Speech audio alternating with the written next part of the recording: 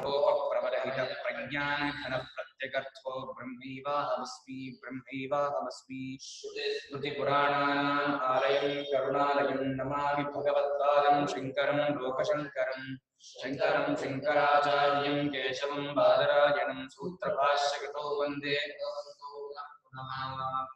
शङ्कर भगवत्पूज्यपाद सद्गुरुभ्यो नमः।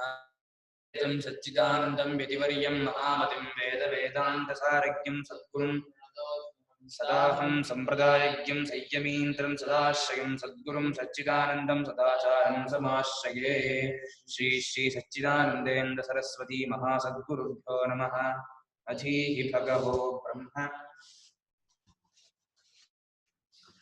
द्रष्टा च दृश्यं च तथा च दर्शनम् द्रष्टा च दृश्यं च तथा च दर्शनम् भ्रमस्तु सर्वः तव कल्पितो हि सः भ्रमस्तु सर्वस्तव कल्पितो हि सः दिशेश्च भिन्नं हि दृश्यमीक्ष्यते दिशेश्च भिन्नं हि दृश्यमीक्ष्यते स्वपन् प्रबोधे च तथा न भिद्यते स्वपन् प्रबोधे च तथा न भिद्यते द्रष्टा च दृश्यं च तथा च दर्शनं भ्रमस्तु सर्वस्तव कल्पितो हि सः दिशेश्च भिन्नं हि दृश्यमीक्ष्यते स्वपन् प्रबोधे च तथा न भिद्यते द्रष्टा च दृश्यं च तथा च दर्शनं भ्रमः तु सर्वः तव कल्पितः हि सः दृशेः च भिन्नं न हि दृश्यम् ईक्ष्यते स्वपन् प्रबोधे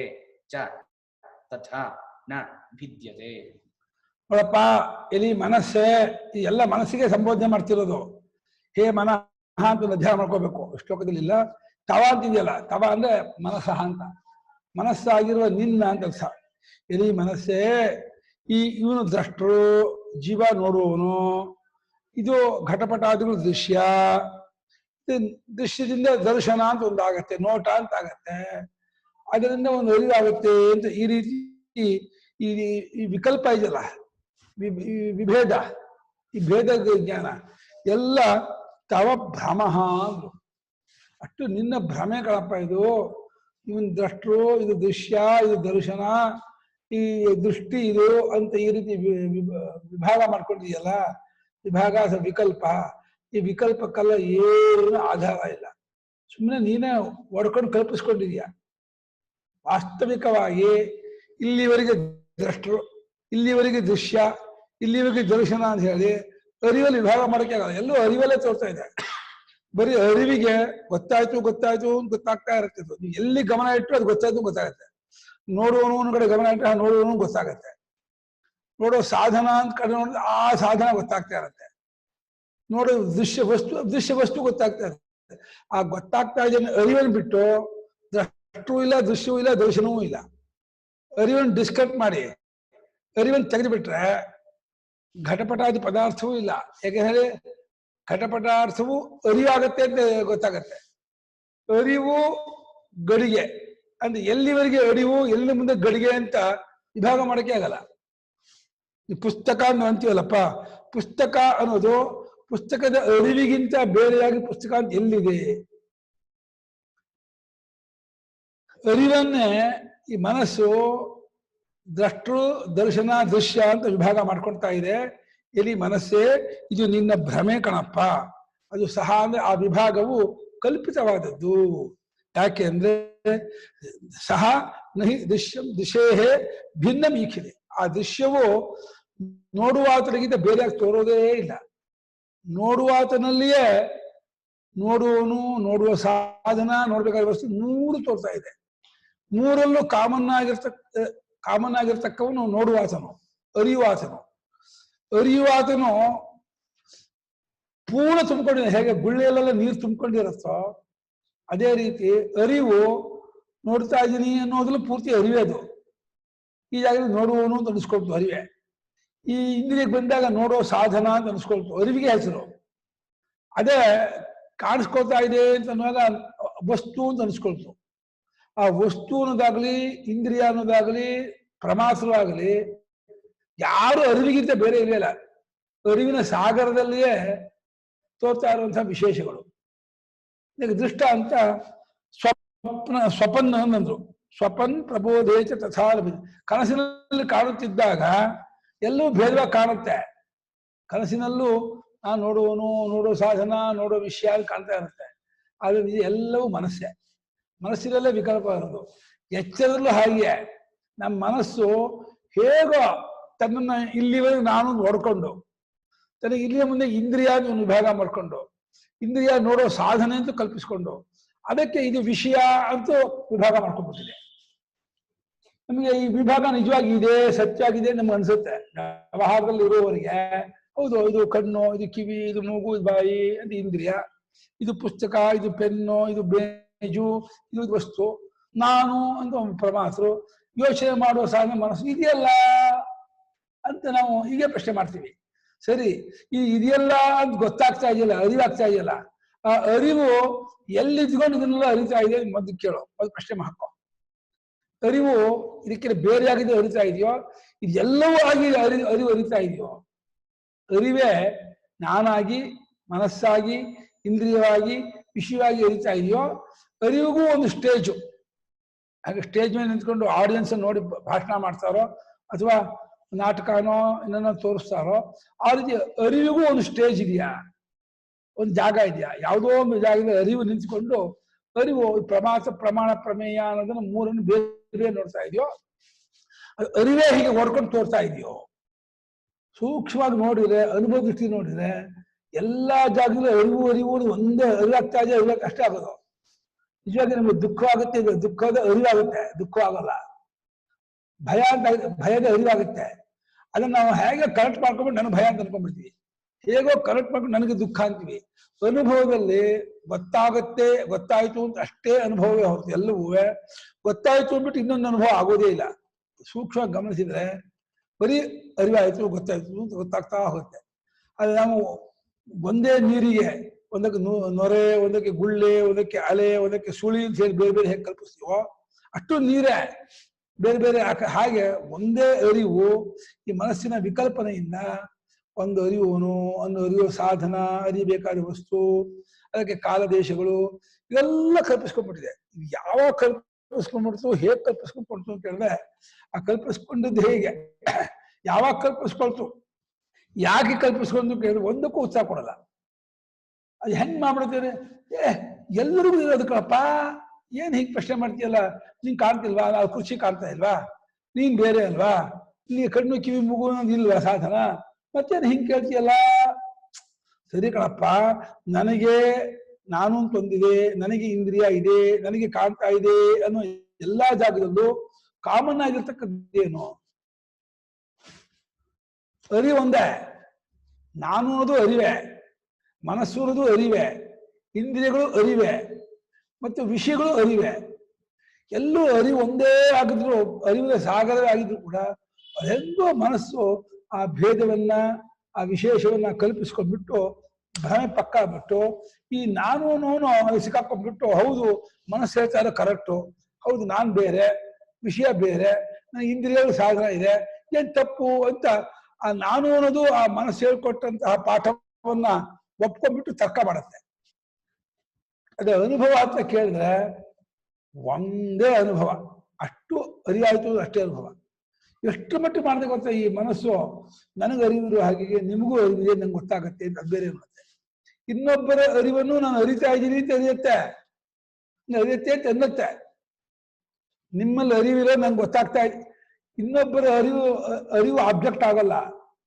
ಅರಿವು ಶಬ್ದಕ್ಕೆ ಅರ್ಥ ಏನೋ, ಅರಿವು ಯಾವಾಗಲೂ ಸಬ್ಜೆಕ್ಟೇ, ಅದು ಯಾವಾಗಲೂ ಅರಿವು ಅಂತದ್ದೆ. ಇನ್ನೊಬ್ಬರ ದೇಹ ಕಾಣುತ್ತೆ ಒಂದ್ ಹಂತ ಒಪ್ಪಬಹುದು ನಾವು, ಆ ದೇಹವೂ ಅರಿವೆ. ಇಲ್ಲಿ ಅನುಭವದ ತನ್ನ ಅರಿವೆ ದೇಹವಾಗಿ, ಇಂದ್ರಿಯ, ಮನಸ್ಸಾಗಿ ಎಲ್ಲವಾಗಿ ತೋರ್ತಾ ಇರೋದು. ಅದು ಏನಾಗುತ್ತೆ ಅಂದ್ರೆ, ಅವರೆಲ್ಲ ಅರಿವಿದೆ, ನಂಗೆ ಗೊತ್ತಾಗ್ತಾ ಇದೆ ಅಂತಾನೆ. ಅಲ್ಲ, ಅರಿವು ಗೊತ್ತಾಗ್ತಾ ಇದೆ ಅಂದ್ರೆ, ಅರಿವನ್ನು ಗೊತ್ತು ಮಾಡ್ಕೊಳ್ತೆ ಅಂದ್ರೆ, ಇದೇ ಬೆಳಕಂಗ್ ಬೆಳಗತ್ತೆ, ಬೆಂಕಿನ ಸುಡುತ್ತೆ ಅಂತ ಹೇಳ್ದಂಗ ಆಗತ್ತೆ. ಅದೇ ಇಲ್ಲಿ ಸರಿಯಲ್ಲ ಅಂತಾನೆ, ಬೆಂಕಿ ಸರಿಯಲ್ಲ ಅಂತಾನೆ, ಬೆಳಕನ್ನು ಬೆಳಗತ್ತೆ ಸರಿಯಲ್ಲ ಅಂತಾನೆ. ಅರಿವನ್ನು ಅರಿಯತ್ತೆ ಅನ್ನೋ ಒಪ್ಕೊಂಡ್ಬಿಡ್ತಾನೆ. ಅದು ಯಾಕೆ ಒಪ್ಕೊಳ್ತಾನೆ ಗೊತ್ತಿಲ್ಲ. ಹೌದು, ಕುಮಾರಂಗೂ ಅರಿವಿದೆ, ಕುಮಾರು ತೇಜುಗೂ ಅರಿವಿದೆ, ಸುರೇಶಂಗೂ ಅರಿವಿದೆ. ಎಲ್ಲರೂ ನಾವೆಲ್ಲ ಅರಿವಿಂದ ಕೂಡ್ಕೊಂಡವರು. ಹೌದು, ನಿಮ್ಮ ಅರಿವಿದೆ ನಂಗೆ ಗೊತ್ತಾಗ್ತಾ ಇದೆ ಅಂತೀವಿ. ಅರಿವು ಗೊತ್ತಾಗುತ್ತೆ ಅಂದ್ರೆ ಅರಿವಿಗೆ ಬಣ್ಣ ಏನೋ, ಅರಿವಿಗೆ ಆಕಾರ ಏನೋ, ಅರಿವಿನ ಸ್ವಭಾವ ಏನು, ಅದಷ್ಟು ಅರಿವಿಗಿಂತ ಬೇರೆನೋ. ಇಲ್ಲಿಗೆ ಈ ಅರಿವು ಮುಗಿಯಿತು, ಇಲ್ಲಿಂದ ಮುಂದೆ ಈ ಅರಿವು ಅಂತ ಹೇಳಿ ಅರಿವನ್ನು ಬೈಫರ್ಕೇಶನ್ ಮಾಡೋದು, ಅರಿವನ್ನು ತುಂಡು ಮಾಡೋದು. ಯಾವ್ದ್ರಿಂದ? ಇನ್ನೊಬ್ಬರ ಅರಿವು ನನಗ್ ಗೊತ್ತಾಗ್ತಿದೆ ಅನ್ನೋದು ನನ್ನ ಅರಿವೇ ಆದ್ರಿಂದ ಅವನ ಅರಿವು ಅದು ಎಲ್ಲ ನನ್ನ ಅರಿವೇ. ನನ್ನ ಅರಿವು ಬಿಟ್ಟು ಅವನಾಗಲಿ ಅವನ ಅರಿವಾಗಲಿ ಇನ್ನೊಂದಿಲ್ಲ. ಅದೇ ರೀತಿ ನನ್ನ ಅರಿವು ಬಿಟ್ಟು ಪ್ರಮಾಸವಾಗಲಿ ಪ್ರಮಾಣವಾಗಲಿ ಪ್ರಮೇಯವಾಗಲಿ ಯಾವುದೂ ಇಲ್ಲ. ಅಷ್ಟು ನನ್ನ ಅರಿವೇ. ಈ ಮನಸ್ಸು ಮಧ್ಯ ಏನೋ ಓಡ್ಕೊಂಡ್ಬಿಟ್ಟು ಈ ಭ್ರಮೆ ಉಂಟು ಮಾಡಿ ವಿಕಲ್ಪ ಮಾಡಿ ಎಲ್ಲ ಸತ್ಯವೋ ಅನ್ನೋ ಹಾಗೆ ತೋರಿಸ್ತಾ ಹೋಗ್ತಾ ಇದೆ. ಅದನ್ನ ಆ ಮನಸ್ಸಿಗೆ ಹೇಳ್ತಾ ಇದ್ದಾರೆ ಆಚಾರ್ಯರು, ಹೇ ಮನಃ ಅಯಂ ತವ ಭ್ರಮಃ, ಎಲ್ಲಿ ಮನಸ್ಸೇ ಇದು ನಿನ್ನ ಭ್ರಮೆ ಕಣಪ್ಪ. ಯಾಕಂದ್ರೆ ಸಹ ಕಲ್ಪಿತ, ಯಾಕಂದ್ರೆ ಆ ವಸ್ತು ಕಲ್ಪಿತ. ಸ್ವಪ್ನದಲ್ಲಿ ಹೇಗೆ ಎಲ್ಲವೂ ತೋರಿಕೆಯೋ, ಎಲ್ಲವೂ ತೋರಿಕೆಯೇ. ಸತ್ಯಕ್ಕೆ ಲಕ್ಷಣ ಏನೋ, ಯಾವಾಗ್ಲೂ ಇರಬೇಕು, ಯಾವಾಗ್ಲೂ ಏನಿರಲ್ಲ, ಬಿಟ್ಟೋಗುತ್ತೆ. ಆಮೇಲೆ ದೃಶ್ಯಂ ದೃಶೇಹೇ ಭಿನ್ನಂ ನೈಖ್ಯತೆ. ಆ ದೃಶ್ಯವು ದೃಕ್ಕಿಗಿಂತ ಬೇರೆ ತೋರೋದೇ ಇಲ್ಲ.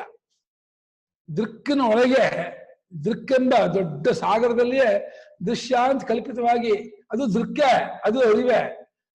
ದೃಶ್ಯವೆಂಬ ಅರಿವು, ಅದು ದೃಶ್ಯವೆಂಬ ಅರಿವು, ದೃಕ್ಕೆಂಬ ಅರಿವು, ದರ್ಶನ ಸಾಧನವೆಂಬ ಅರಿವು, ಎಲ್ಲವೂ ಅರಿವೆ.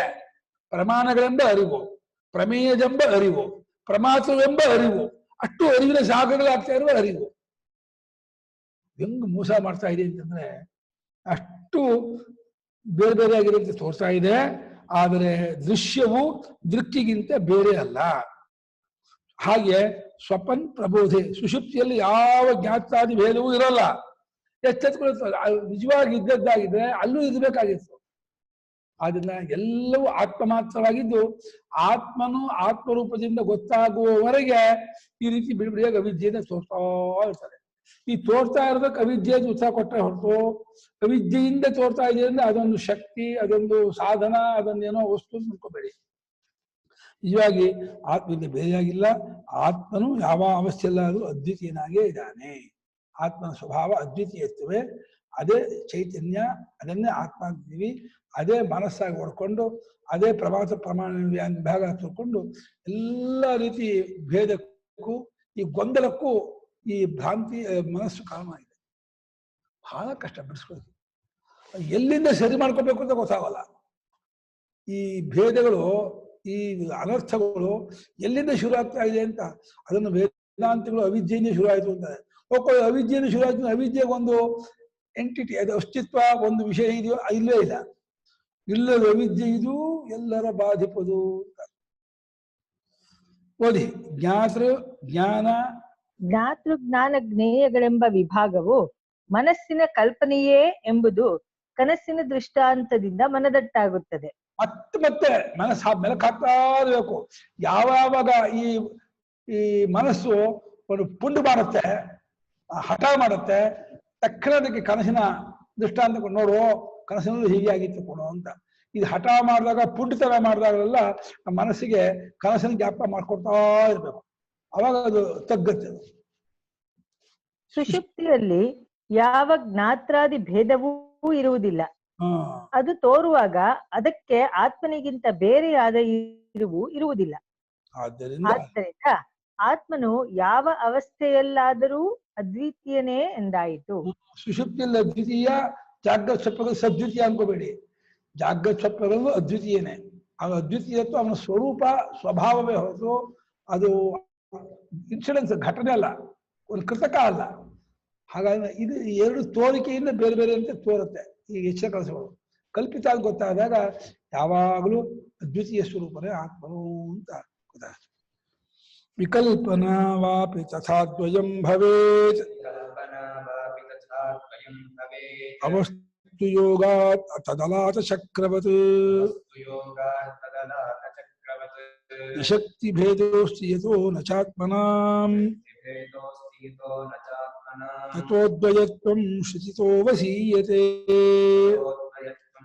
स्थितो वसीयते विकल्पना वा वितथा स्वयं भवेद वस्तु योगात् तदनाथचक्रवत् शक्तिभेदोऽस्ति यतो न चात्मनां ततो द्वयत्वं स्थितो वसीयते विकल्पना वा अपि तथा अद्वयं भवेत् अवस्तु योगात् तत् अलाभचक्रवत् न शक्तिभेदः अस्ति यतः न च आत्मनां ततः अद्वयत्वं स्थितः ಅವಸೀಯತೆ.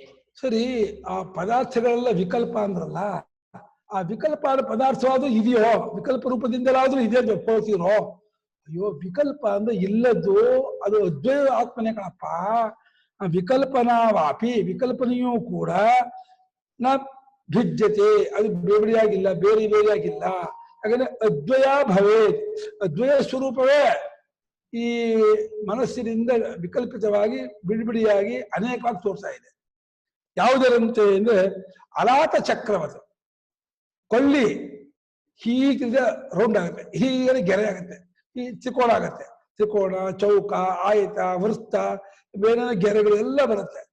ಎಲ್ಲ ಒಂದೇ ಪಾಯಿಂಟ್ ಊದ್ಗಡ್ಡಿ ಹಚ್ಕೊಂಡು ಹೀಗೆ ಮಾಡ್ತಾ ಇದ್ರೆ ಗೆರೆಗಳು ಏನು ಕಾಣ್ತಾ ಇರುತ್ತೆ. ಒಂದೇ ಊದ್ಗಡ್ಡಿಯ ಪಾಯಿಂಟ್ ಹೇಗೆ ಅನೇಕ ಗೆರೆಗಳು ಅನೇಕ ಆಕಾರ ತೋರಿಸೋ ಹಾಗೆ ಅವಸ್ತು ಯೋಗ, ಅದು ವಸ್ತು ಸಂಬಂಧವೇ ಇಲ್ಲ, ವಸ್ತುವೇ ಇಲ್ಲ. ಮನಸ್ಸೊಂದೇ ಪ್ರಮಾಣ ಪ್ರಮೇಯ ತಿಳ್ಕೊಳ್ತಾ ಇದೆ. ಆ ಮನಸ್ಸು ಆತ್ಮನಾಗಿ, ಆತ್ಮನೇ ಅಭಿಜೀನ ಪ್ರಮಾಣ ಪ್ರಮೇಯವಾಗಿ ಸಮಸ್ತ ದ್ವೈತವಾಗಿ ತೋರ್ತಾ ಇದ್ದಾರೆ. ಇದನ್ನ ಎಲ್ಲವನ್ನು ಬಿಟ್ಟು ಆತ್ಮನಾಗಿ ನಿಂತು ನೋಡಿದಾಗ ಗೊತ್ತಾಗತ್ತೆ. ಪ್ರಪಂಚದಲ್ಲಿ ಮುಳುಗಿದ್ದಾಗ ವಸ್ತು ಇಲ್ಲ, ದ್ವೈತವಿಲ್ಲ ಅಂದ್ರೆ ಒಪ್ಪೋದಿಲ್ಲ, ಅರ್ಥವಾಗುವುದಿಲ್ಲ. ವಸ್ತುವೇ ಇಲ್ಲ, ದ್ವೈತವೇ ಇಲ್ಲ ಅನ್ನೋದನ್ನ ಅರ್ಥ ಮಾಡ್ಕೋಬೇಕಾದ್ರೆ ಯಾವ ಅನುಭವದಿಂದ ಇದೆಲ್ಲ ನಾವು ನೋಡ್ತಿದೀವಿ, ತಿಳಿತಿದೀವಿ, ತಿಳ್ಕೊತೀವೋ ಅಲ್ಲಿ ನಿಂತ್ಕೊಂಡು ನೋಡಿದಾಗ ವಸ್ತು ಇದೆಯಲ್ಲೋ ಗೊತ್ತಾಗುತ್ತೆ. ನೀವು ಕಣ್ಣಾಗಿ ಹೊರಗಿನ ವಸ್ತು ನೋಡ್ತಿದ್ದಾಗ ತಿಪ್ಪಲ್ಲಾಗ ಅವ್ರದ್ದು ವಸ್ತು ಇಲ್ಲ ಅಂತ ಒಪ್ಕೊಳ್ಳಲ್ಲ ಮನಸ್ಸು. ಏನ್ ಮಾಡ್ಬೇಕು? ಕಣ್ಣನ್ನು, ಕಣ್ಣು ಹಿಂದಿರೋ ಮನಸ್ಸನ್ನು, ಕಣ್ಣು ಮುಂದಿರೋ ಇದನ್ನು, ಆ ಮೂರನ್ನೂ ಸಾಕ್ಷಿ ರೂಪದಿಂದ ನೋಡಕ್ ಹೋಗಿ ಸಾಕ್ಷಿ ತಾನು ಹೇಗಿದಾನೋ ಹಾಗೆ ನೋಡ್ತಾನೆ ಹೊರತು ಅದು ವಿಶೇಷವಾಗಿ ನೋಡಲ್ಲ. ಈ ಪರಮಾತ್ಮರು ಈ ಮನಸ್ಸು ಪರಮಾತ್ಮನಿಗೆ ಹೇಳ್ದಂಗಿದೆ ಅಲ್ವಾ? ಎಂತ ವಸ್ತು ಅಂತನ್ನೋದು ಅವಸ್ತು, ಅದು ಘಟಪಟಾದಿ ವಸ್ತು ಅಂದ್ರೆ ಪರಮಾತ್ಮನಿಗೆ ಹೇಳಿದೆ ಅಲ್ವಾ, ಪ್ರಪಂಚದ ವಸ್ತುಗಳಿಗೆ ಹೇಳಿಲ್ಲ ಅಲ್ವಾ? ಅದಲ್ಲ, ಅವಸ್ತು ಯೋಗ ಪ್ರಪಂಚ ವಸ್ತುಗೆ, ಪ್ರಪಂಚದ ವಸ್ತುಗಳು ವಸ್ತು ಅಲ್ಲದೆ ಇರುವುದರಿಂದ ಅಂತ ಅರ್ಥ. ಪ್ರಪಂಚ ಕನ್ನಡದಲ್ಲಿ ನೋಡಿದ್ರೆ ಏಕೆಂದರೆ ಅದು ವಸ್ತುವಿಗೆ ಸಂಬಂಧಪಟ್ಟದ್ದಲ್ಲವಾದ್ದರಿಂದ ತಿರುಗಿಸಿದ ಕೊಳ್ಳಿಯಂತೆ ಇರುತ್ತದೆ ಅಂದ್ರೆ ಅದೇ ಆತ್ಮ ವಸ್ತುಗೆ ಸಂಬಂಧಪಟ್ಟಿಲ್ಲ. ಅದು ಯಾವುದೋ ಆಗ ಹೊರಗಿನ ಪದಾರ್ಥಗಳು ಆತ್ಮವಸ್ತುಗೆ ಸಂಬಂಧಪಟ್ಟಿದ್ದಲ್ಲ. ಆತ್ಮ ಅದು ವಸ್ತುತ್ವ ಯೋಗವಿಲ್ಲ ಅಂತ ಅರ್ಥ ಮಾಡ್ಬೋದು, ವಸ್ತುವಿಗೆ ಸಂಬಂಧವಿಲ್ಲ ಅಂತ ಅರ್ಥ ಮಾಡ್ಬೋದು. ಅವಸ್ತು ಯೋಗಾದರಿಗೆ ವಸ್ತುನಃ ಆತ್ಮತತ್ವಸ್ಯ ಅಯೋಗಾದ್ ಒಂದರ್ಥ, ವಸ್ತುನಃ ಘಟಪಟಾದಿ ಪದಾರ್ಥಸ್ಯ ಅಯೋಗಾದ್ ಅಸಂಬಂಧ ಅಂತ ಅರ್ಥ ಮಾಡ್ಬೋದು. ವಸ್ತು ಸಂಬಂಧವೇ ಇಲ್ಲ, ವಸ್ತುತ್ವವೇ ಅದಕ್ಕಿಲ್ಲವಾದ್ದರಿಂದ ಅಂತ ಅರ್ಥ ಮಾಡ್ಬೋದು. ನೀವು ಹೇಳ್ದಂಗೇನೆ, ಸ್ವಾಮಿ ಹೇಳ್ದಂಗೇನೆ ವಸ್ತುವಾದರೂ ಆತ್ಮನಿಗೆ ಸಂಬಂಧವಿಲ್ಲವಾದ್ದರಿಂದ ಅಂತ ಅರ್ಥ ಮಾಡ್ಬೋದು. ಅದು ಎರಡು ರೀತಿಯಿಂದ ಹೊರಡ್ಕೊಳ್ತಾ ಅದು ಅವಸ್ತು ಯೋಗ ಆದರೂ. ವಸ್ತುತ್ವ ಯೋಗವಿಲ್ಲ ಅದಕ್ಕೆ, ಅಂದ್ರೆ ವಸ್ತುವಾಗುವುದಕ್ಕೆ ತಕ್ಕದ್ದಲ್ಲ ಅಂತ ಅರ್ಥ ಮಾಡ್ಬೋದು. ಇನ್ನೊಂದು ವಸ್ತುವಾದ ಪರಮಾತ್ಮ ವಸ್ತುವಿಗೆ ಸಂಬಂಧವಿಲ್ಲ ಅಂತ ಮಾಡ್ಬೋದು. ಈ ಕೊಳ್ಳಿ ಅಲ್ಲಾತ ಎಕ್ಸಾಂಪಲ್ ತಗೊಂಡಿರೋದ್ರಿಂದ ಅಲ್ಲಿ ಏನಂದ್ರೆ ನಾವ್ ಎ ಅನ್ನೋ ಅಕ್ಷರ ಅದ್ರಲ್ಲಿ ಬರೆದ್ರೆ ಆ ಏನೋ ಅಕ್ಷರಕ್ಕೂ ಅಲ್ಲಿ ಏನು ಚಿತ್ರ ಕಾಣಿಸುತ್ತೆ, ಕೊಳ್ಳಿಯಿಂದ ಸಂಬಂಧ ಇಲ್ವಲ್ಲ, ಹಾಗೆ ತೋರಿಕೆಗೂ ನಿಜವಾದಕ್ಕೂ ಸಂಬಂಧ ಇಲ್ಲ ಅನ್ನೋ ಅರ್ಥ ಇಲ್ಲಿ ತಗೋಬೋದಲ್ವಾ? ಹೌದು ಹೌದು, ಅದೇ ಊದ್ಗಡ್ಡಿ ಎ ಅಂತ ಬಂದ್ರೆ ಎ ಅಂತ ಊದ್ಗಡ್ಡಿ ಒಂದ್ ಪಾಯಿಂಟ್, ಅದು ವೇಗಕ್ಕೆ ಎ ಕಾಣುತ್ತೆ ಹೊರತು ಆ ಎಗೂ ಆ ಊದ್ಗಡ್ಡಿ ಇದಕ್ಕೂ ಸಂಬಂಧ ಇಲ್ಲ. ಹೌದು. ಹಾಗೆ ಇಲ್ಲಿ ಯಾವ ಆತ್ಮನಲ್ಲಿ ಕಲ್ಪಿತವಾಗಿ ತೋರ್ತಾ ಇದೆಯೋ ಆ ಆತ್ಮನಿಗೆ ಅದು ಸಂಬಂಧಪಟ್ಟಿಲ್ಲ ಅಂತ. ಆ ತೋರಿಕೆಯು ವಸ್ತುವಾಗಿಯೂ ಇಲ್ಲ, ಅದು ವಸ್ತುತ್ವ ಯೋಗವಿಲ್ಲ, ವಸ್ತುತ್ವ ಸಂಬಂಧವಿಲ್ಲ, ಕಲ್ಪಿತವಾಗಿರೋದ್ರಿಂದ ಅದು ವಸ್ತುವಲ್ಲವಾದ ಅಂತ ತಗೋಬಹುದು. ನೀವು ಹೇಳಿದಂಗೆ ಆತ್ಮ ವಸ್ತುವಿಗೆ ಸಂಬಂಧಪಟ್ಟಿಲ್ಲವಾದ್ದರಿಂದ ಅದು ಬರೀ ತೋರಿಕೆ. ಅಲಾತ ಚಕ್ರವದು ಕೊಳ್ಳಿ ಚಕ್ರ ವೃತ್ತ, ಕೊಳ್ಳಿಯ ವೃತ್ತ, ಕೊಳ್ಳಿಯ ಆಯಿತ, ರುಜು ರೇಖೆ, ಕೊಳ್ಳಿಯಲ್ಲಿ ಮಾಡುವ ಅಕ್ಷರಗಳು ಎಲ್ಲ ಮಾಡಿ ಅಲ್ಲಿ ಅಕ್ಷರ ಬರೆದು ಚಿತ್ರ ಬರೆದು ಏನೇನೇ ಬರೆದ್ರು ಅದು ಒಂದು ಕೊಳ್ಳಿ ಒಂದೇ ಬೇರೆ ಅದಕ್ಕೆ ಸಂಬಂಧಪಟ್ಟು ಇಲ್ಲ, ಅದರಿಂದ ಹೊರಕ್ಕೆ ಹೋಗಿಲ್ಲ. ಹಾಗಾಗಿ ಶಕ್ತಿ ಭೇದವೂ ಅದಕ್ಕಿಲ್ಲ. ಅಂದ್ರೆ ನೋಡೋದು, ಕೇಳೋದು, ಮೂಸೋದು ಶಕ್ತಿ ಭೇದ ಎಚ್ಚರ ತೋರ್ತಾ ಇದೆಯಲ್ಲ, ಅದು ನಿದ್ರೆಯಲ್ಲಿ ಅಡಗಿರುತ್ತೆ ಮತ್ತೆ ಅದನ್ನ ತೋರ್ಕೊಳತ್ತೆ ಅಂತೀವಲ್ಲ, ಅದು ಸುಳ್ಳು. ಶಕ್ತಿ ಭೇದವೂ ಅದಕ್ಕೆ ಇರುವುದಿಲ್ಲ. ಏಕೆಂದ್ರೆ ಆತ್ಮನಿಗೆ ಆ ಶಕ್ತಿ ಭೇದ ವಿಧಾನಕ್ಕೆ ಯಾವ ಅನುಭವವೂ ಇಲ್ಲ. ಶಕ್ತಿ ಭೇದೋಸಿ ಆತ್ಮನಾಂ ಭೇದೋಸಿ ಆತ್ಮನಾಂ ಭೇದೋಸಿ ಎರಡು ಆತ್ಮಗಳಿಗೂ ಚೇತನರಾಗಿರುವ ಜೀವನಗಳಿಗೂ ಭೇದವಿಲ್ಲ, ಈ ಶಕ್ತಿಗಳಿಗೂ ಭೇದವಿಲ್ಲ. ಶಕ್ತಿಗಳು ತೋರಿಕೆಯೇ, ಆತ್ಮರುಗಳು ಬರೀ ಕಲ್ಪಿತವೆ. ಅದನ್ನ ತಥೋ ಅದ್ವಯತ್ವಂ ಶ್ರುತಿತೋ ಅವಧೀಯತೆ. ಶ್ರುತಿಯಿಂದ ಆತ್ಮನು ಅದ್ವಯನೆಂಬುದೇ ತೀರ್ಮಾನವಾಗುತ್ತೆ ಹೊರತು ಜೀವ ಭೇದಗಳಾಗಲಿ, ಶಕ್ತಿ ಭೇದಗಳಾಗಲಿ, ಪದಾರ್ಥ ಭೇದಗಳಾಗಲಿ ಯಾವುದೂ ಸಿದ್ಧವಾಗಲ್ಲ. ಸುಮ್ಮನೆ ಒಂದು ಕಲ್ಪನೆಯಿಂದ ಇದೇ ಒಪ್ಕೊಂಡಿರೋದಷ್ಟೇ. ಇದೆ ಶಕ್ತಿಗಳ ಭೇದ ಅನ್ನೋದು ಗೊತ್ತಾಗ್ಲಿಲ್ಲ ಗುರುಗಳೇ. ಅದೇ ನೋಡೋ ಶಕ್ತಿ, ಕೇಳೋ ಶಕ್ತಿ, ಮೂಸೋ ಶಕ್ತಿ, ಮಾತಾಡೋ ಶಕ್ತಿ ಅಂತ ಇದೆಯಲ್ಲ, ಈ ಶಕ್ತಿ ಭೇದವೆಲ್ಲ ಅಡಗಿರುತ್ತೆ ಅಂತ ಆ ವೈಶೇಷಿಕರು ಹೇಳ್ತಾರೆ. ಶಕ್ತಿ ಭೇದಗಳೆಲ್ಲ ಅಡಗಿರುತ್ತೆ, ಅವಾಗ ಅದು ತೋರ್ತಾ ಇರಲ್ಲ, ಮತ್ತೆ ನಿದ್ದೆಯಿಂದ ಬಂದ್ಕೂಡಲೇ ಅದು ಎದ್ಬರುತ್ತೆ ಅಂತಾರೆ. ಅದು ಕೂಡ ಕಲ್ಪನೆಯೇ ಅಂತ ಇದೆ. ನೋಡೋದು, ಕೇಳೋದು, ಯೋಚನೆ ಮಾಡೋದು, ಮೂಸೋದು, ಮಾತಾಡೋದು, ಈ ಶಕ್ತಿ ಭೇದಗಳೆಲ್ಲ ನಿದ್ರೆಯಲ್ಲಿ ಅಥವಾ ಆತ್ಮನಲ್ಲಿ ಅಡಗಿರುತ್ತೆ. ವೈಶೇಷ ತಾರ್ಕಿಕರು ಹಂಗೆ ಹೇಳೋದು. ಮತ್ತೆ ತೋರ್ಕೊಳುತ್ತೆ. ಅದು ಕೂಡ ಭ್ರಾಂತಿಯೇ ಹೊರತು ವಾಸ್ತವವಾಗಿ ಶಕ್ತಿಗಳಾಗಲಿ, ಆತ್ಮಗಳಾಗಲಿ, ಪದಾರ್ಥಗಳಿಗಾಗಲಿ ಯಾವುದಕ್ಕೂ ಅಸ್ತಿತ್ವ ಇಲ್ಲ, ಭೇದವಿಲ್ಲ. ಕೇವಲ ಆತ್ಮ ಮಾತ್ರ ಇರ್ತಕ್ಕದ್ದು. ಆತ್ಮನನ್ನ ಆತ್ಮರೂಪದಿಂದ ಗುರುತಿಸ್ಕೊಳ್ಳೋವರೆಗೂ ಇದು ಈ ಸತ್ಯ ಗೊತ್ತಾಗೋದೇ ಇಲ್ಲ. ಇದು ಹೀಗಿದೆ, ಹೀಗಿದೆ, ಹಠ ಮಾಡುತ್ತೆ, ತೋರ್ತಾ ಇದೆ, ಇದೆ ಅಂತ ಅನ್ಕೊಳ್ತೀವಿ. ವಾಸ್ತವದಿಂದೆಲ್ಲ ಮೋಸ. ಅವಿದ್ಯೆ ತೆಗೆದುಕೊಂಡ್ಬಿಟ್ರೆ, ಅವಿದ್ಯೆ ಕಳ್ಸ್ಕೊಂಡ್ಬಿಟ್ರೆ ಯಾವುದಕ್ಕೂ ಅಸ್ತಿತ್ವ ಇಲ್ಲ. ಅಂದ್ರೆ ಈ ಮನಸ್ಸು ಸಾಧನದ ಎಕ್ವಿಪ್ಮೆಂಟ್ ಜೊತೆ ಸೇರ್ಕೊಳ್ಳುದು ಅನ್ನುವಂತ ಪ್ರಕ್ರಿಯೆನೂ ಇಲ್ಲ. ಅದು ಸುಮ್ಮನೆ ಒಂದು ಹಂತಕ್ಕೆ ಹೇಳೋದೇ ಹೊರತು ರಿಯಲಿ ಅದು ಇಲ್ಲ. ಅದು ಮನಸ್ಸೇ ಇಲ್ಲದೆ ಇದ್ಮೇಲೆ ಅದು ಇದ್ರ ಜೊತೆ ಸೇರ್ಕೊಳ್ಳುತ್ತೆ ಅನ್ನೋದು ಇಲ್ಲ. ಮನಸ್ಸೆಂಬುದೇ ಕಲ್ಪಿತವಾದ್ಮೇಲೆ ಅದು ಚೇಷ್ಟೆ ಮಾಡುತ್ತೆ, ಸೇರ್ಕೊಳುತ್ತೆ ಅನ್ನೋ ಮಾತಿಗೆ ಅರ್ಥ ಇಲ್ಲ. ದ್ರಷ್ಟ್ರಾದಿ ಭೇದವು ಅಪರಮಾರ್ಥವೇ ಆಗಲಿ, ಅದನ್ನು ಕಲ್ಪಿಸುವ ಭ್ರಾಂತಿಯಾದರೂ ಸತ್ಯವಷ್ಟೇ. ಭ್ರಾಂತಿನ ಶಬ್ದವೇ ಇಲ್ಲದ್ದು ಅಂತ, ಭ್ರಾಂತಿ ಸತ್ಯ ಅಂತ ಏನ್ ಪ್ರಶ್ನೆ? ಅದು ಭ್ರಾಂತಿ ಕಳಪ್ಪ ಇಲ್ಲ ಅಂತಂದ್ರೆ ಆ ಭ್ರಾಂತಿಯಾದ್ರೂ ಇದೆಯೋ ಅಂದ್ರೆ ಅದೂ ಇಲ್ಲ. ಏಕೆಂದರೆ ಅದು ನಿಜವಾಗಿ ಆತ್ಮವಸ್ತುಗೆ ಸೇರಿಲ್ಲವೆಂದು ಮೇಲೆ ಹೇಳಿರುವ ಸುಷುಪ್ತಿ ಅನುಭವದ ದೃಷ್ಟಾಂತದಿಂದಲೇ ಗೊತ್ತಾಗುತ್ತದೆ. ಕೊಳ್ಳಿಯನ್ನು ತಿರುಗಿಸುವಾಗ ಅದರಲ್ಲಿ ತೋರುವ ಆಕಾರ ವಿಶೇಷಗಳು ಬರಿಯ ತೋರಿಕೆಯಾಗಿರುವವೇ ಹೊರತು ಅವು ಕೊಳ್ಳಿಯಿಂದ ಹುಟ್ಟಿರುವುದಿಲ್ಲ, ಕೊಳ್ಳಿಗೆ ಅಂಟಿಕೊಂಡಿರುವುದಿಲ್ಲ. ಅದನ್ನು ತಿರುಗಿಸದೇ ಇರುವಾಗ ಅದರೊಳಕ್ಕೆ ಹೋಗಿ ಸೇರಿಕೊಳ್ಳುವುದೂ ಇಲ್ಲ. ಇದರಂತೆ ಆತ್ಮನಲ್ಲಿ ಕಾಣುವ ವಿಕಲ್ಪನೆಯನ್ನು ಅರಿಯಬೇಕು. ಅಲಾತೆ ಸ್ಪಂದಮಾನೇ ವೈ ನಾಭಾಸ ಅನ್ಯತೋ ಭುವಃ ನ ತತೋ ಅನ್ನತ್ತ ನಿಸ್ಪಂದಾತ್ ನಾಲಾತಂ ಪ್ರವಿಶಂತಿ ತೇತ. ಗೌಡಪಾದರು ಅಲಾತ ಸ್ಪಂದನ ಮಾಡ್ತಾ ಇದ್ರೆ ಅದಕ್ಕೆ ಆಕಾರ ವಿಶೇಷಗಳು ಬೇರೆ ಕಡೆಗೂ ಬರೋದಿಲ್ಲ, ಬಂದದ್ದು ಬೇರೆ ಕಡೆಗೂ ಹೋಗೋದಿಲ್ಲ, ಕೊಳ್ಳಿಯೊಳಗೂ ಪ್ರವೇಶ ಮಾಡೋದಿಲ್ಲ. ಬರೀ ಭ್ರಮೆ, ಕಲ್ಪನೆ, ತೋರಿಕೆ ಇಲ್ವೇ ಇಲ್ಲ ಅಂತ ಹೇಗೋ ಹಾಗೆ ಈ ದ್ವೈತ ಪ್ರಪಂಚ, ಮನಸ್ಸು ಎಲ್ಲವೂ ಆತ್ಮನ ಭ್ರಮೆಯಿಂದ ತೋರ್ತಾ ಇರುತ್ತದೆ. ನಿಮ್ಗೆ ಒಪ್ಪೋಕೆ ಆಗಲ್ಲ. ಆತ್ಮನ ಈ ರೀತಿ ತಪ್ಪುಗಳು ಇಷ್ಟೆಲ್ಲ ತೋರಿಸ್ತಾ ಹಿಂಗೆಲ್ಲ ಆಗ್ಬೇಕಾ ಅಂದ್ರೆ ಆಗಿದೆಯಲ್ಲ. ಈ ದೃಷ್ಟಿ ಅನುಪಮನ ನಾಮ ದೃಷ್ಟತ್ವಾದೇವ. ಆತ್ಮನ್ ಸರಿಯಾಗಿ ತಿಳ್ಕೊಂಡ ಸಮಯದಲ್ಲಿಯೇ ಭೇದ ಪ್ರಪಂಚವೆಲ್ಲ ಅಡಗಿ ಹೋಗ್ಬಿಡುತ್ತೆ. ಮನಸ್ಸು ಇರಲ್ಲ, ಪ್ರಪಂಚವೂ ಇರಲ್ಲ, ಪ್ರಮಾಸವೂ ಇರಲ್ಲ, ಪ್ರಮಾಣವೂ ಇರಲ್ಲ.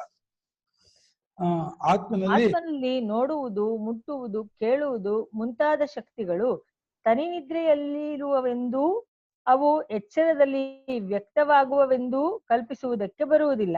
ತಾರ್ಕಿಕ ಕಲ್ಪಿಸ್ತಾರೆ, ಅದು ಸರಿಯಲ್ಲ ಅಂತ ಇದ್ದಾರೆ. ಹಾಗೆ ಕಲ್ಪಿಸಕ್ಕೂ ಬರಲ್ಲ. ಏಕೆಂದರೆ ಆ ಶಕ್ತಿಗಳೆಲ್ಲವೂ ಆತ್ಮನ ಸ್ವರೂಪವೇ ಆಗಿರುವುದರಿಂದ ಅವುಗಳಲ್ಲಿ ಪರಸ್ಪರ ಭೇದವೇನೂ ಇರುವುದೇ ಇಲ್ಲ.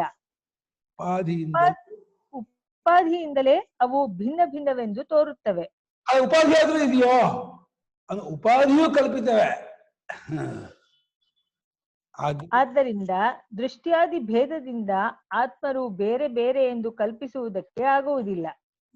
ಆತ್ಮನಲ್ಲಿ ದೃಷ್ಟಿಯಾದಿಗಳು ಯಾವಾಗಲೂ ಚಿದ್ರೂಪದಿಂದಲೇ ಇದ್ದುಕೊಂಡಿರುವುದರಿಂದ ಅವುಗಳಿಗೆ ಎಂದಿಗೂ ಲೋಪವಿಲ್ಲ ಎಂದು ಹೇಳುವ ಬೃಹದಾರಣ್ಯಕದ 4:3-23 ಶ್ರುತಿವಾಕ್ಯಗಳು ಆತ್ಮನು ಅದ್ವಿತೀಯನೆಂಬುದನ್ನೇ ಗಟ್ಟಿಗೊಳಿಸುತ್ತವೆ.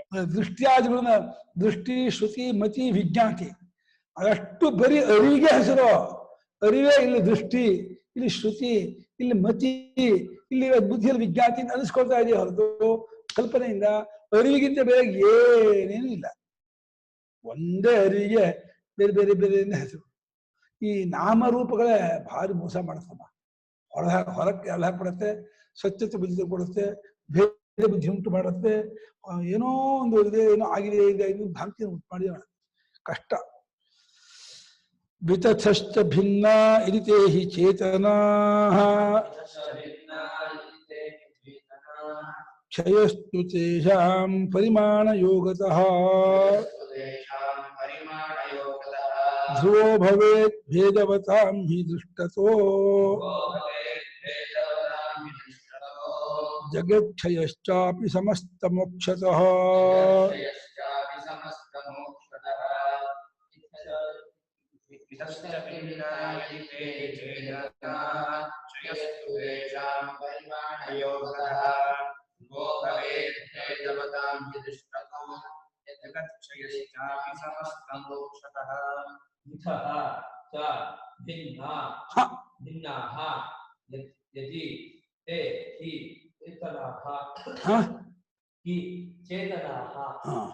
ಕ್ಷಯಃ ತು ತೇಷಾಂ ಪರಿಮಾಣಯೋಗತಃ ಧ್ರುವಃ ಭವೇತ್ ಭವೇತ್ ಭವೇತ್ ಭೇದವತಾಂ ಹಿ ದೃಷ್ಟತಃ ಜಗತ್ ಕ್ಷಯಃ ಚ ಅಪಿ ಸಮಸ್ತ ಮೋಕ್ಷತಃ. ಯದಿ ಹಿ ಚೇತನಾ, ಈ ಚೇತನಾದ ಜೀವಗಳು ಶ್ರೀಧರ ಅನೇಕ ಜೀವಗಳಿದ್ದಾರೆ, ನಾವು ಒಪ್ಕೊಂಡಿದ್ದೀವಲ್ಲ, ಲಕ್ಷಾಂತರ ಕೋಟ್ಯಾಂತರ ಜನ ಇದ್ದಾರೆ ಅಂತ. ಇವರು ನಿಜವಾಗಿಯೂ ಪರಸ್ಪರ ಭಿನ್ನರಾಗಿದ್ರೆ ಹೇಗೆ ಕೋಟ್ಯಾಂತರ ಗಡಿಯೊಳಗಿರೋ ಆಕಾಶವು ಬೇರೆ ಬೇರೆ ಆಕಾಶವೇ ಆಗಿದೆ ಅಂತ ವಾದ ಮಾಡಿದ್ರೆ ಹೇಗೆ ತಪ್ಪೋ, ಅದೇ ರೀತಿ ಎಲ್ಲಾ ಚೇತನರು ಬೇರೆ ಬೇರೆ ಚೇತನರೇ ಅಂತ ಹಠ ಮಾಡಿದ್ರೆ ಅವಾಗ ಏನಾಗುತ್ತೆ, ಪರಿಮಾಣ ಯೋಗದ. ಅದಕ್ಕೆ ಪರಿಮಾಣ ಅಂದ್ರೆ ಅಳತೆ. ಅವನಷ್ಟು ಇವನಿಷ್ಟು ಒಬ್ಬರಿಗೂ ಒಂದು ಆಕಾರ ಅಳತೆಯನ್ನ ಒತ್ತು ಮಾಡಿದ್ರಿಂದ ಅವಾಗ ಏನಾಗುತ್ತೆ, ಅವರಿಗೆ ಕ್ಷಯ ಅಂದ್ರೆ ಖಂಡಿತ ಆಗಲೇಬೇಕು. ಯಾವುದು ಪರಿಚ್ಛಿನ್ನವೋ ಅದು ಬದಲಾವಣೆ ಆಗುತ್ತೆ, ವಿಕಾರವಾಗುತ್ತೆ. ಯಾವುದು ಬದಲಾವಣೆಯಾಗಿ ವಿಕಾರವಾಗುತ್ತೋ ಅದು ನಾಶವಾಗುತ್ತೆ. ಜೀವರುಗಳು, ಚೇತನರುಗಳು ಪರಿಚ್ಛಿನ್ನರು ಅಂತ ಒಪ್ಕೊಂಡ್ರೆ ಅವ್ರು ಬದಲಾವಣೆ ಆಗೋರು ಅಂತ ಒಪ್ಕೋಬೇಕು. ಬದಲಾವಣೆ ಆಗೋರು ಅಂತ ಒಪ್ಕೊಂಡ್ರೆ ಅವ್ರು ನಾಶವಾಗುವಿಕೆಯನ್ನು ಒಪ್ಕೋಬೇಕು. ಒಂದಕ್ಕೊಂದಕ್ಕೆ ಕೊಂಡಿದ್ದು. ಪರಿಚ್ಛಿನ್ನತೆ ಒಪ್ಕೊಂಡ್ರೆ ವಿಕಾರಿತ ಒಪ್ಕೋಬೇಕು, ವಿಕಾರಿತ ಒಪ್ಕೊಂಡ್ರೆ ನಾಶ ಒಪ್ಕೋಬೇಕಾಗತ್ತೆ. ಇದು ಅನುಭವ ವಿರುದ್ಧ ಆಗುತ್ತೆ. ಅದರಿಂದ ಕ್ಷಯಸ್ತು ಧ್ರುವ ಭವೇತ್ ಭೇದವತಾಂ ಪರಿಮಾಣ ಯೋಗತಃ ಕ್ಷಯಸ್ಯ ದುಷ್ಟ. ಯಾಕೆಂದ್ರೆ ಭೇದವುಳ್ಳದ್ದಾಗಿರುವಂತಹ ಪದಾರ್ಥಗಳಿಗೆ ನಾಶವಾಗುವುದು ಒಂದು ಕಂಡಿದೆ.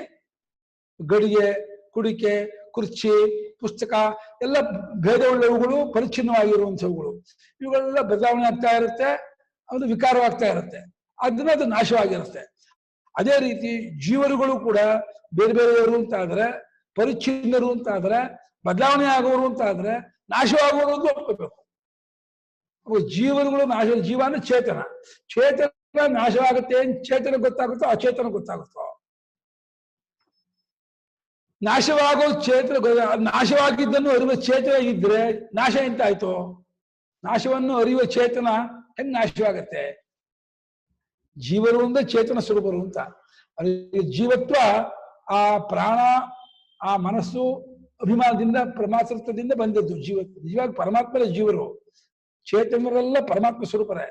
ಆ ಎಲ್ಲ ಲೋಕದ ಪದಾರ್ಥಗಳು ಬೇರೆ ಬೇರೆ ಆಗಿರೋದ್ರಿಂದ, ಬದಲಾವಣೆ ಆಗೋದ್ರಿಂದ, ಪರಿಚ್ಛಿನ್ನವಾದ್ರಿಂದ ನಾಶ ಆಗತ್ತೆ ಅಂತ ಹೇಗೆ ಕಂಡಿದೆಯೋ, ಅದೇ ರೀತಿ ಜೀವರುಗಳೆಲ್ಲರೂ ಬೇರೆ ಬೇರೆಯವರು, ಎಲ್ಲರೂ ಪರಿಚ್ಛಿನ್ನರು, ಎಲ್ಲರೂ ಬದಲಾವಣೆ ಆಗೋರು ಅಂತಂದ್ರೆ ಎಲ್ಲರೂ ನಾಶವಾಗುವರು ಅಂತ ಆಗುತ್ತೆ. ಅವಾಗ ಎಲ್ಲರೂ ಅವಾಗ ನಾಶವಾಗ್ಬಿಟ್ರೆ ಅವಾಗ ಜಗತ್ತೇ ಇಲ್ಲ ಅಂತ ಬರುತ್ತೆ. ಮತ್ತೆ ಜಗತ್ತು ಬರೋಕೆ ಕಾರಣ ಇಲ್ಲ, ಜಗತ್ತು ಕ್ಷೇಮ ಬಿಡುತ್ತೆ. ಎಲ್ಲರೂ ಮುಕ್ತರಾಗ್ಬಿಟ್ರೆ ಜಗತ್ತಿಲ್ಲಿದೆ. ಅವಾಗ ಪ್ರಯತ್ನವಿಲ್ಲದೇನು ಮತ್ತೆ ಹುಟ್ಟ ಬರೋಲ್ಲ, ಹುಟ್ಟ ಕಾರಣ ಏನು? ಸಹಜವಾಗಿ ಕ್ಷೇಮ ಆದ್ಮೇಲೆ ಕ್ಷೇಮ ಆದ್ಮೇಲೆ ಇಲ್ಲ ಅಂತ ಹುಟ್ಟುತ್ತಾರೆ ಅಂದ್ರೆ ಮತ್ತೆ ಎಲ್ಲ ಯಾವಾಗಲೂ ಇರ್ತಾರೆ ಅಂದ್ರೆ ಆ ಧ್ರುವರೂಪ ಕ್ಷೇಮ ನಾಶವಾಗಲ್ಲ, ಅದು ಬದಲಾವಣೆ ಆಗಲ್ಲ ಅಂತ ಯಾವುದೋ ಒಂದು ರೂಪವನ್ನು ಇಟ್ಕೊಂಡು ಅದಕ್ಕೆ ಮೇಲೆ ಬದಲಾವಣೆ ಪರಿಚ್ಛಿನ್ನತೆ ಹೇಳಬೇಕೆ ಹೊರತು ಧ್ರುವರೂಪವನ್ನು ಒಂದು ಒಪ್ಕೊಂಡ್ರೆ ಅದು ಕ್ಷೇಮ ಆಗಲ್ಲ, ಬದಲಾವಣೆ ಆಗಲ್ಲ, ನಾಶವಾಗಲ್ಲ ಅನ್ಬೇಕಾಗತ್ತೆ. ಧ್ರುವರೂಪವನ್ನು ಇಟ್ಕೋದೇ ಹೋದ್ರೆ, ಒಪ್ಪೋದೇ ಹೋದ್ರೆ ಎಲ್ಲವೂ ಪರಿಚ್ಛಿನ್ನ, ಎಲ್ಲವೂ ಬದಲಾವಣೆ ಆಗುತ್ತೆ, ಎಲ್ಲವೂ ವಿಕಾರವಾಗುತ್ತೆ ಅಂದ್ರೆ ಎಲ್ಲವೂ ನಾಶವಾಗುತ್ತೆ. ಅವ್ ಎಲ್ಲರೂ ನಾಶವಾಗಿ ಮುಕ್ತರಾಗ್ಬಿಟ್ರೆ ಜಗತ್ತೇ ಕ್ಷೇಮ ಆಗ್ಬಿಡುತ್ತೆ, ಜಗತ್ತೇ ಇಲ್ಲ ಅಂತ ಆಗ್ಬಿಡುತ್ತಲ್ಲ. ಹಂಗೆ ಇದು ಒಂದು ಅನುಷ್ಠಾಪತ್ತಿ ಅಂತ ಹೇಳ್ತಾರೆ. ಎಲ್ಲರೂ ಮುಕ್ತರಾದರೆ ಒಬ್ಬ ಮುಕ್ತ ಆದ್ರೆ ಅವನಿಗೆ ಜಗತ್ತಿಲ್ಲ ಅಲ್ವಾ ಗುರುಗಳೇ? ಪ್ರಯತ್ನದಲ್ಲಿ ಜ್ಞಾನ ಅಂತ ಇಲ್ದೇನೆ ಆಗತ್ತೆ ಅಂತ, ಜ್ಞಾನದ ಅಪೇಕ್ಷೆ ಇಲ್ದೇನೆ ಎಲ್ಲರೂ ಸಹಜವಾಗಿ ನಾಶವಾಗ್ತಾರೆ ಅಂತಾಗಿ ಹಾಗೆ ಮುಕ್ತರಾಗ್ಬಿಡ್ತಾರೆ. ಸುಷುಪ್ತಿ ತರ ಆಗ್ಬಿಡುತ್ತೆ ಅಂತ, ಸುಷುಪ್ತಿಲಿ ಆದಂಗೆ, ವಿವೇಕ ಇಲ್ದೆ ಆದಂಗೆ. ಹಾಗೆ ಎಲ್ಲರೂ ಯಾವಾಗಲೂ ಇಲ್ಲದೆ ಮುಕ್ತರಾಗ್ಬಿಟ್ರೆ ಅವಾಗ ಜಗತ್ತಿಲ್ಲ ಆಗ್ಬಿಡತ್ತಲ್ಲ. ಅದರಿಂದ ನಿನ್ನ ಪ್ರಕಾರವಾಗಿಯೂ ಪರಿಚ್ಛಿನ್ನ ಅಂತ ವಿಕಾರ ಅಂತ ಒಪ್ಪೋ ಹಾಗಿಲ್ಲ. ಒಂದು ಅವಿಕಾರಿಯಾಗಿರುವ ಒಂದು ಜೀವರೂಪವನ್ನು ಒಪ್ಕೊಳ್ಳೇಬೇಕು. ಜೀವ ನಿತ್ಯವಾಗಿ ಅವಿಕಾರವಾಗಿದ್ದಾನೆ. ಅವನಿಗೆ ಬರುವಂತಹ ಉಪಾಧಿಗಳು ಪರಿಚ್ಛಿನ್ನವಾಗಿಯೂ ವಿಕಾರವಾಗಿಯೂ ಪರಿಣಾಮ ಆಗೋದು ಒಪ್ಪೋ. ಒಂದನ್ನು ನಿತ್ಯ ಒಪ್ಕೊಳ್ಳದೆ ಹೋದ್ರೆ ಈ ಜಗತ್ತಿನ ಸಂತಾನವನ್ನು ನಿಂಗೆ ಒಪ್ಸೋಕ್ಕಾಗಲ್ಲ. ನನ್ನ ಪ್ರಕಾರ ಎಲ್ಲರೂ ಯಾವಾಗಲೂ ಮುಕ್ತರೇ, ಜಗತ್ತಿಲ್ವೇ ಇಲ್ಲ. ನನ್ನ ಕಡೆ ಬಂದ್ಬಿಟ್ರೆ ನನ್ನ ಕಡೆ ಮುಕ್ತಿ ಆಗೋದಲ್ವಲ್ಲ. ಯಾವಾಗಲೂ ಎಲ್ಲರೂ ಮುಕ್ತರೇ, ಯಾವಾಗಲೂ ಜಗತ್ತಿಲ್ವೇ ಇಲ್ಲ. ಪ್ರಪಂಚ ಇದು ವಿದ್ಯೇತ ನಿವರ್ತೇತ ನ ಸಂಶಯ. ಪ್ರಪಂಚ ಇದ್ದಿದ್ರೆ ಹೋಗ್ಬೋದು, ಯಾವಾಗಲೂ ಪ್ರಪಂಚ ಇರೋದು ನನ್ನ ಸಿದ್ಧಾಂತ. ಅದು ಬಿಡು. ನಿನ್ನ ಪ್ರಕಾರವಾಗಿಯೂ ಎಲ್ಲರೂ ಪರಿಚ್ಛಿನ್ನರು, ಎಲ್ಲರೂ ಪರಿಣಾಮಿಗಳು, ಎಲ್ಲರೂ ವಿಕಾರಿಗಳು ಅಂತ ಆದರೆ ಎಲ್ಲರೂ ನಾಶವಾದವರು ಅಂತ ಆಗಿ ಜಗತ್ತಿಲ್ಲ ಅಂತ ಆಗ್ಬಿಡತ್ತಪ್ಪ ಅಂತ ನಿನಗೆ ಅದು ಅನಿಷ್ಟವಾಗತ್ತೆ ಅಂತ.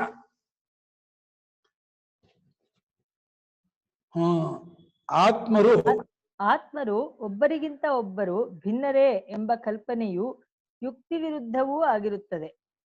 ಏಕೆಂದರೆ ಭಿನ್ನವಾದ ಘಟಪಟಾದಿಗಳು ಪರಿಚ್ಛಿನ್ನವಾಗಿಯೂ ಸಾವಯವವಾಗಿಯೂ ಇರುವುದರಿಂದ ಅವುಗಳಿಗೆ ನಾಶವಾಗುವುದೆಂಬುದು ಕಂಡಿದೆ. ಆದ್ದರಿಂದ ಆತ್ಮರು ಭಿನ್ನರಾದರೆ ಅವರು ಅನಿತ್ಯರೆಂದಾಗುವುದು. ಇದು ಶ್ರುತಿಗೂ ಯುಕ್ತಿಗೂ ವಿರುದ್ಧವು. ಬರಿಯ ಚೇತನದಲ್ಲಿ ಭೇದ ಕಲ್ಪನೆಗೆ ಯಾವ ಕಾರಣವೂ ಇರುವುದಿಲ್ಲ. ಆತ್ಮರುಗಳಲ್ಲಿ ಭೇದವನ್ನು ತಿಳಿಸುವುದಕ್ಕೆ ಅಂತ್ಯ ವಿಶೇಷಗಳಿರುವವೆಂದು ವೈಶೇಷಿಕರು ಕಲ್ಪಿಸುತ್ತಾರೆ. ವಿಶೇಷ ನೋಡಿ, ಇವಾಗ 2 ಪದಾರ್ಥ ಇದೆಯಲ್ಲ, ಇದು ಎರಡೂ ಗೊತ್ತಾಗಬೇಕಾದ್ರೆ ಇದಕ್ಕೂ ಒಂದು ತುದಿ ಇರಬೇಕು, ಇದಕ್ಕೊಂದು ತುದಿ ಇರಬೇಕು. ಆ ತುದಿಯ ಅಂತ್ಯ ವಿಶೇಷ, ಅಂತ್ಯವುಳ್ಳದ್ದಾಗಿರುವ ವಿಶೇಷವೇ ಅಂತ್ಯ ವಿಶೇಷ. ಅದನ್ನ ಇದೊಂದು ಪದಾರ್ಥ ಅಂತ ನಾವು ವ್ಯವಹಾರ ಮಾಡ್ತೀವಿ. ಇದು ಆಕಾಶಕ್ಕೆ ಅಂತ್ಯ ವಿಶೇಷವಿಲ್ಲ. ಅದನ್ನ ಆಕಾಶವನ್ನು 2, 3 ಅಂತ ಅನ್ನೋಕ್ಕಾಗಲ್ಲ. ಯಾವುದಕ್ಕೆ ಅಂತ್ಯ ವಿಶೇಷ, ಅಂತ್ಯ ಎಂಬ ವಿಶೇಷವಿದೆಯೋ, ಅಂತ್ಯತ್ವವೆಂಬ ವಿಷಯ ಅದು ಪರಿಚ್ಛಿನ್ನವಾಗಿರುತ್ತೆ.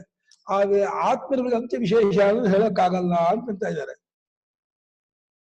ಆದರೆ ಆತ್ಮರು ಬೇರೆ ಬೇರೆ ಎಂದು ಸಿದ್ಧವಾದ ಮೇಲೆ ಆ ವಿಶೇಷಗಳು ಸಿದ್ಧವಾಗಬೇಕಾಗಿರುವುದರಿಂದ ಆತ್ಮಭೇದ ಮತ್ತು ಅಂತ್ಯ ವಿಶೇಷಗಳು ಇವುಗಳಿಗೆ ಅನ್ಯೋನ್ಯಾಶ್ರಯ ದೋಷವು ಅವರ ಮತದಲ್ಲಿ ಇರುತ್ತದೆ.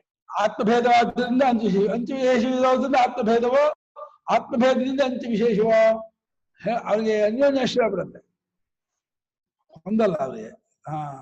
ಆತ್ಮರು ಭಿನ್ನರೆಂದು ಕಲ್ಪಿಸಿದರೆ ಅವರು ಅನಿತ್ಯರೂ ಆಗುವರೆಂದ ದೋಷವು ಆತ್ಮಭೇದವಾದದಲ್ಲಿರುತ್ತದೆ. ಆತ್ಮನೇ ನಾಶವಾಗ್ಬಿಡ್ತಾನೆ ಅಂತ ಆಗ್ಬಿಡುತ್ತೆ. ಆತ್ಮನೇ ನಾಶವಾಗ್ಬಿಟ್ರೆ ಶೂನ್ಯವಾದ ಅನಿತ್ಯರು ಆಗುವರೆಂದು ದೋಷವು ನಗುರುಗಳೇ ಅಲ್ಲ. ಅವರು ಅನಿತ್ಯರೂ ಆಗುವರೆಂದು ಅವರು ಒಪ್ಪಿಲ್ಲ ಅನಿತ್ಯ ಅಂತ ಆತ್ಮನ. ಅವ್ರ ಆತ್ಮ ನಿತ್ಯ ಅಂತ ಒಪ್ಕೊಂಡಿದ್ದಾರೆ. ಆ ಅನಿತ್ಯರೂ ಆಗ್ತಾರೆ ಆತ್ಮ ಅನ್ನುವಂಥ ದೋಷ ಅವ್ರಿಗೆ ಬರುತ್ತೆ. ಆ ವಾದಿಗಳು ಆತ್ಮ ನಿತ್ಯ ಅಂತ ಇಟ್ಕೊಂಡಿರೋದ್ರಿಂದ ಅನಿತ್ಯರೂ ಅನ್ನುವಂಥ ದೋಷವು ನಿಮ್ಗೆ ಬರುತ್ತೆ ಅಂತ. ಅಲ್ಲ, ಆಗುವರೆಂಬ ಬರ್ಬೇಕಾ ಅಥವಾ ಇದೇ ಸರಿ? ಆಗುವರೆಂಬ ದೋಷ, ನಿತ್ಯರು ಆಗುವರು ಅಂತ ಆಗುವರೆಂಬ ಆಗುವರೆಂಬ ಅಂದ್ರೆ ಕರೆಕ್ಟ್. ಆಗುವರೆಂಬ ಇದೆ. ಹೌದು, ಆಗುವರೆಂದೂ ಬರಲ್ಲ. ಆಗುವರೆಂಬ ಕರೆಕ್ಟ್ ಹೊಂದೈತೆ. ಹೌದು.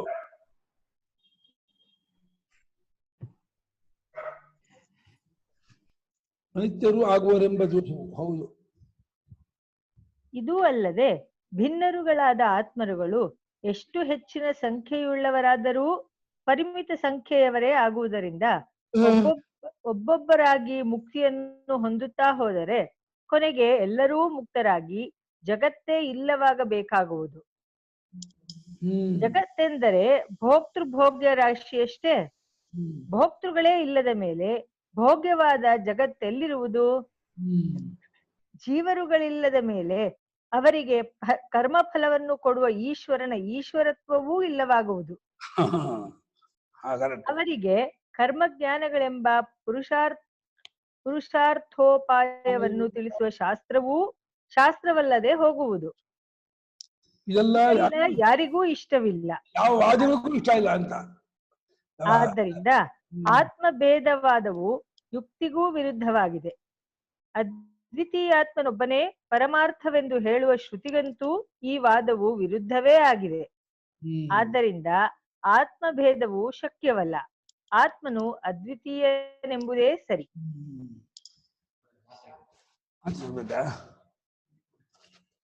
ತಗೊಂಡೇ ಇಲ್ಲ ಯಾವ್ದನ್ನ.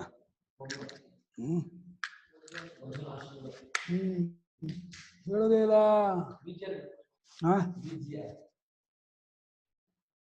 ಬೀಜ ಬೀಜ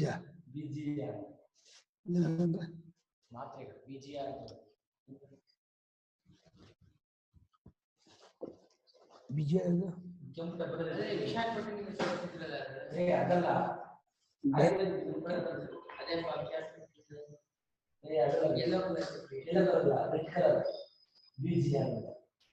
ಬೀಜ ಅಂತ ತಗೊಂಡೇ ಇಲ್ಲ. ಬೀಜ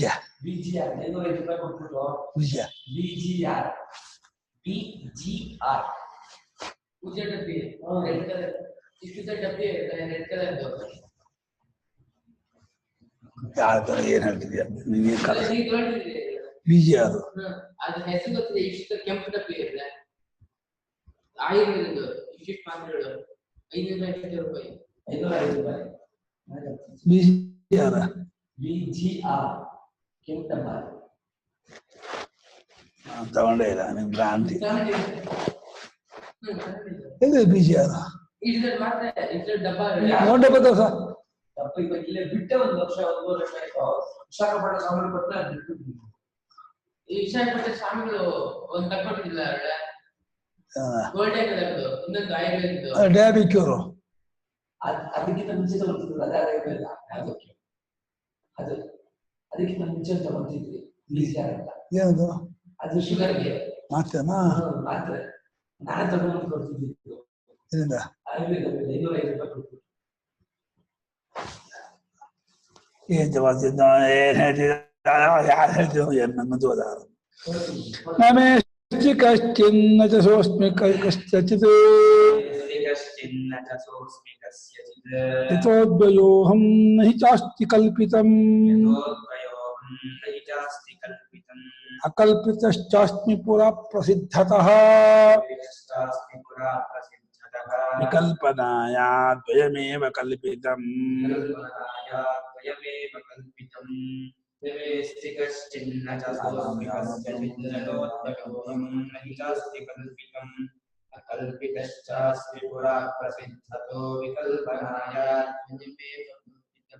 ನ ಮೇ ಅಸ್ತಿ ಕಶ್ಚಿತ್ ನ ಚ ಸಹ ಅಸ್ಮಿ ಕಸ್ಯಚಿತ್ ಯತಃ ಅದ್ವಯಃ ಅಹಂ ನ ಹಿ ಚ ಅಸ್ತಿ ಕಲ್ಪಿತಂ ಅಕಲ್ಪಿತಃ ಚ ಅಸ್ಮಿ ಪುರಾ ಪ್ರಸಿದ್ಧತಃ ವಿಕಲ್ಪನಾಯಾಃ ದ್ವಯಂ ಏವ ಕಲ್ಪಿತಂ.